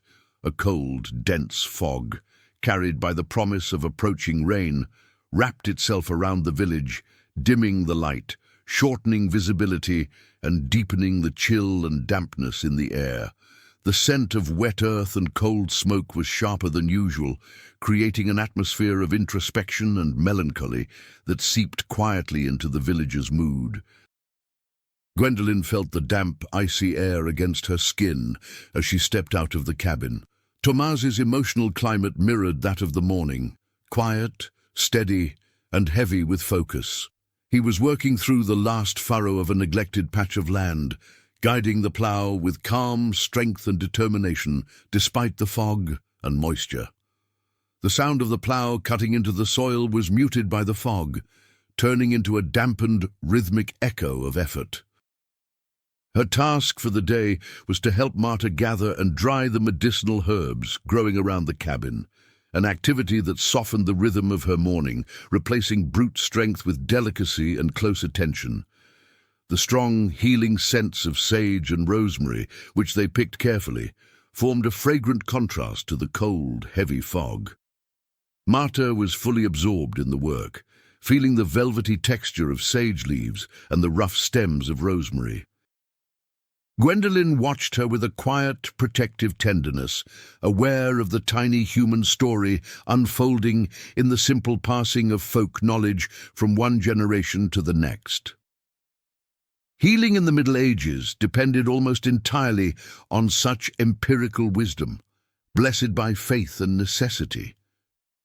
She recalled a historical curiosity about the medieval calendar, which followed agricultural cycles and religious feast days, not a decimal system like the modern one. Time was divided into weeks of work, days of worship, and seasons of harvest, a soft, repeated reminder that life was bound intimately to the earth and the church. The sound of the wind within the fog was a distant, gentle howl, a continuous murmur that created an atmosphere of quiet isolation. Her fingers felt the chill of the air, but the warmth of the steady work kept her grounded. The tiny human story of gathering herbs was, in itself, an act of love, an act of preparing for illness before illness arrived. She focused on the small gesture of tying each bundle with a hemp cord, feeling the rough fibers and the intense fragrance of the herbs. This rhythmic manual work reinforced the idea that beauty and usefulness could still be found in the smallest of daily tasks. The emotional climate of the morning was one of calm and introspection. Gwendolen allowed her attention to shift slowly between the work in her hands and the serene contemplation of the fog transforming the village into something dreamlike and mysterious. The subtle contrast between the fog and the narrowed visibility was a quiet reminder of how uncertain the future could be. She remembered another historical curiosity, sumptuary laws imposed by nobles in some regions, restricting what colors, fabrics, and garments each social class could wear.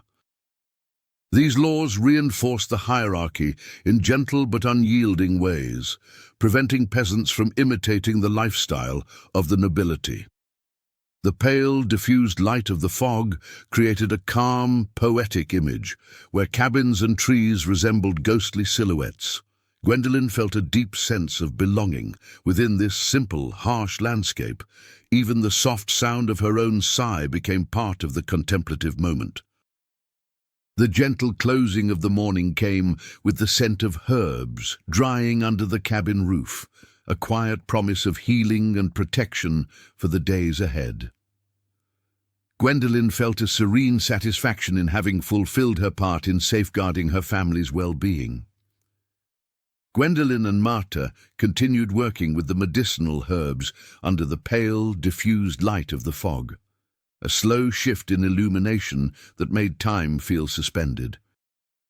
The strong, healing scent of the plants, mingling with the damp, chill touch of the leaves against Gwendolen's hands, created a small human story of healing and ancestral wisdom, the kind of knowledge passed down orally from mother to daughter. She remembered the historical curiosity Ethelred had mentioned about the marriage tax, and the day's emotional atmosphere, heavy with melancholy, reinforced the gentle reminder that peasants were caught in a cycle of being born, working, paying, and dying, with no control over the major events of their lives. Oppression wasn't only physical, it was spiritual and economic as well. The cold seeped steadily through her clothes, but the steady, gentle rhythm of tying each bundle of herbs helped her gradually shift her emotional temperature, finding warmth in the usefulness of her work. The soft, dry sound of hemp tightening between her fingers became her own small soundtrack of resistance. Marta, meanwhile, had begun collecting seeds from a wildflower, and Gwendolen watched her with quiet tenderness, sensing the tiny human story of innocence. Marta was her most concrete hope for a better life, and the calm, poetic image of the girl lost in her own world was Gwendolen's refuge against the cruelty of Lord Balthazar. Godric appeared on the path, coming from the direction of the mill, and the strong smell of wood, dust, and sweat preceded him, an announcement that the repair work was nearly done. He approached and sat near the cabin, watching the fog, and he spoke about a historical curiosity, medieval festivals, days when peasants were released from work and allowed to dance, drink, and play games, a subtle contrast to the harshness of daily life. Godric's raspy voice, low and steady, filled the fog with a comforting presence. Gwendolen listened closely, sensing a deep connection to this oral tradition of history and legend. The scent of herbs on her hands mingled with Godric's words, forming a tiny human story of healing and celebration. He went on to describe the curious medieval Feast of the Ass, when a donkey was brought into the church in a procession and villagers wore grotesque costumes. It was a popular celebration the church tried, and often failed, to fully control. This curious detail served as a gentle reminder of the people's ability to find joy and escape, even under oppression. The light within the fog began to shift slowly, turning more yellow and dim, a sign that noon had passed and afternoon was approaching. Gwendolen felt the cold intensify and knew she needed to light the fire. The small gesture of gathering dry kindling became an act of preparation, ensuring warmth and rest. The gentle closing of the afternoon came with the soft smell of burning wood and the comforting heat radiating from the hearth, a quiet invitation to settle in. Gwendolen and Marta sat together near the fire, feeling the warm air against their skin and the serenity that came from knowing Thomas would be home soon. The last subtle sound of the day was the dry rustle of the herb bundles being hung from the cabin's ceiling, a calm, poetic image of healing and protection for the future. With that, Gwendolen felt herself settle into quiet serenity, her mind lighter after the day's work and Godric's stories. Late afternoon settled over Saint-Cyr with a mood of quiet retreat and a soft, golden light that finally managed to slip through the fog, brushing the wattle and daub walls of the cabin with a fleeting warmth. The smell of simmering barley and wood smoke drifting from Gwendolen's home was the fragrance of safety and sustenance, a peaceful aroma that contrasted with the lingering tension hanging over the village. The only dominant sound was the steady crackle of firewood in the hearth, a rhythmic whisper that invited introspection. Gwendolen was preparing the evening meal, a task that demanded focus in gesture and served as a ritual of foresight and frugality.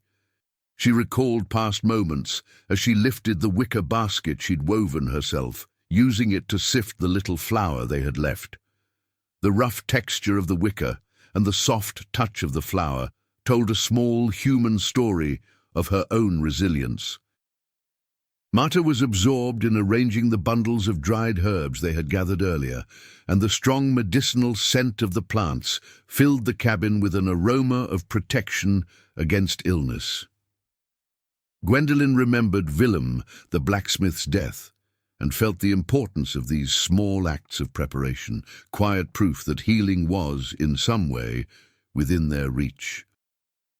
Firm footsteps and the strong smell of sweat and wood announced Thomas and Godric returning from the mill, and the atmosphere of quiet retreat shifted into a gentle, wordless joy.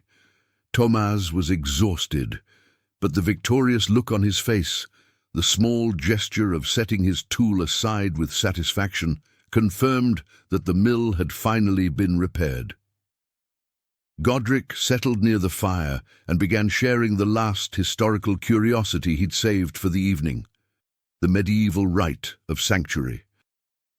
Anyone, even a criminal, could seek refuge in a church or abbey and be protected by the clergy for a period of time.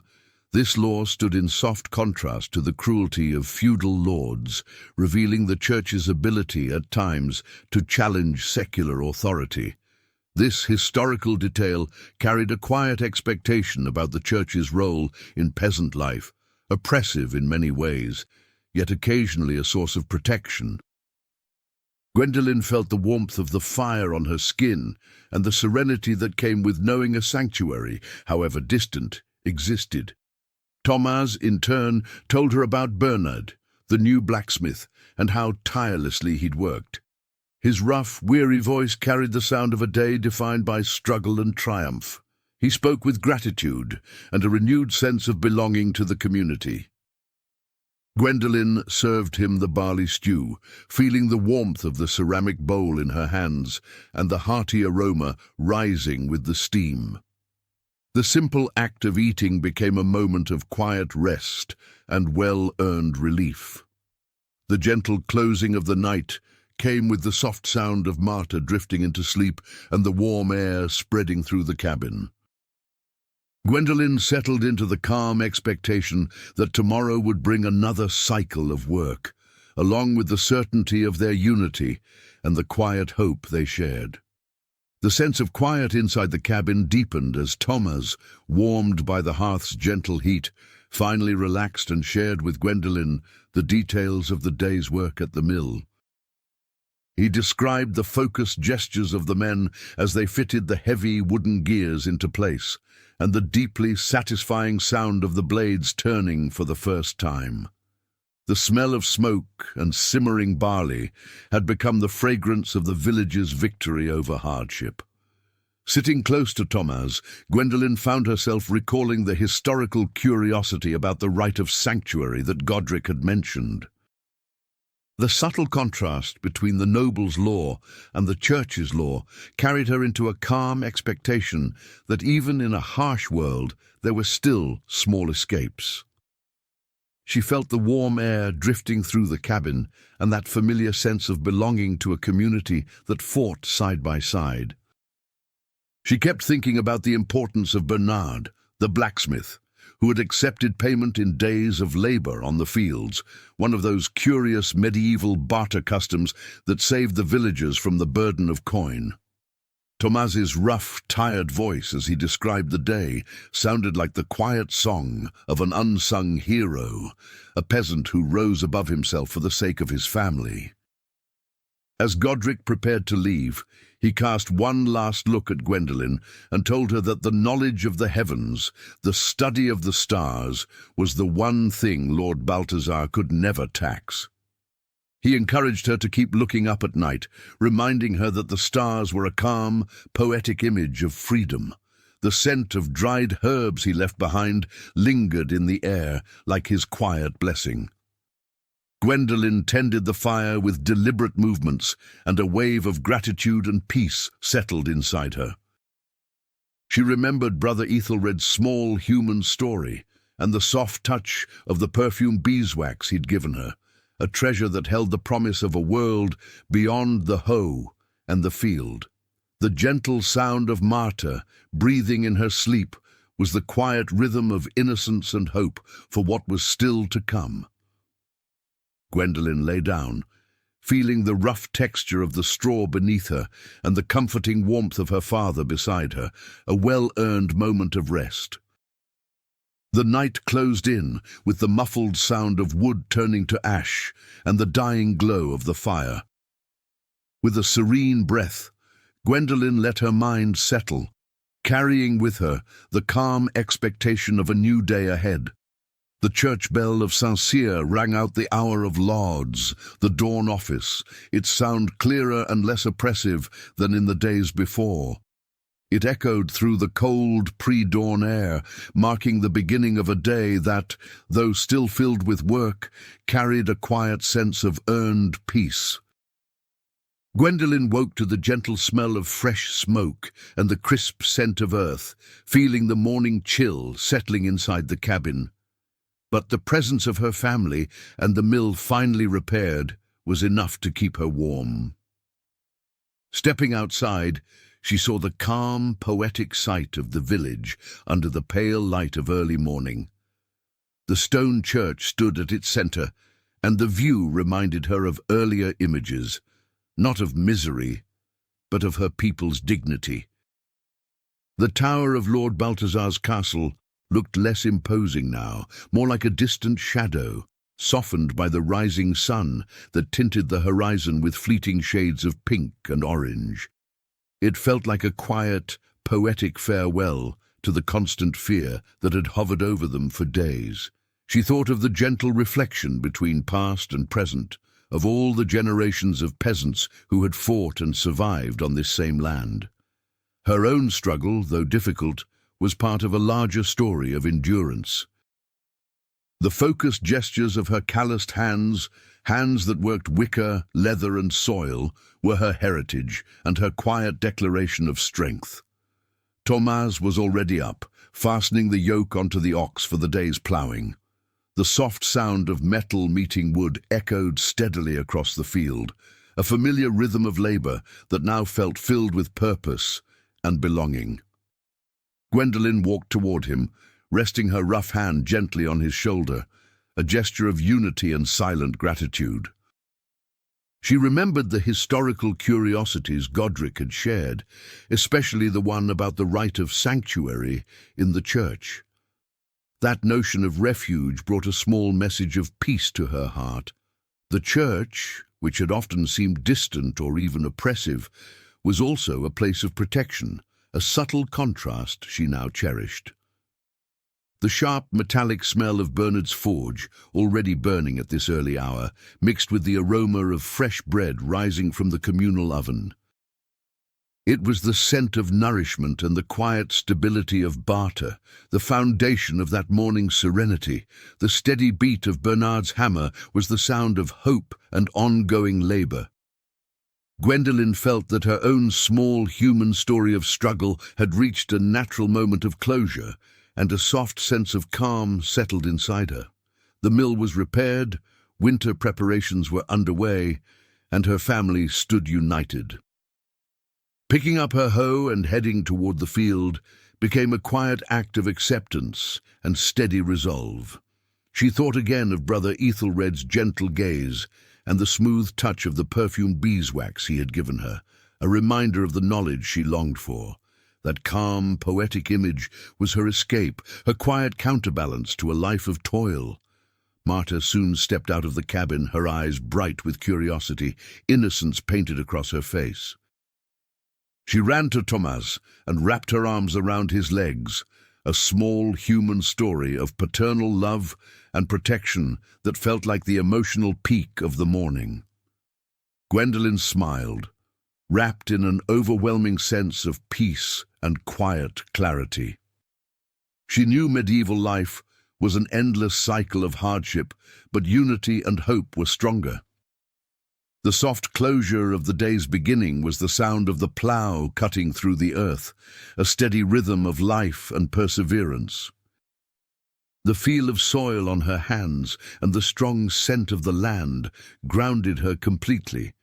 The poetic farewell to tension was the sun rising higher, warming the fields and promising renewal. Her quiet reflection was the certainty that the peasant's resilience was the true wealth of the Middle Ages. The gentle rustling of the leaves in the breeze sounded like freedom.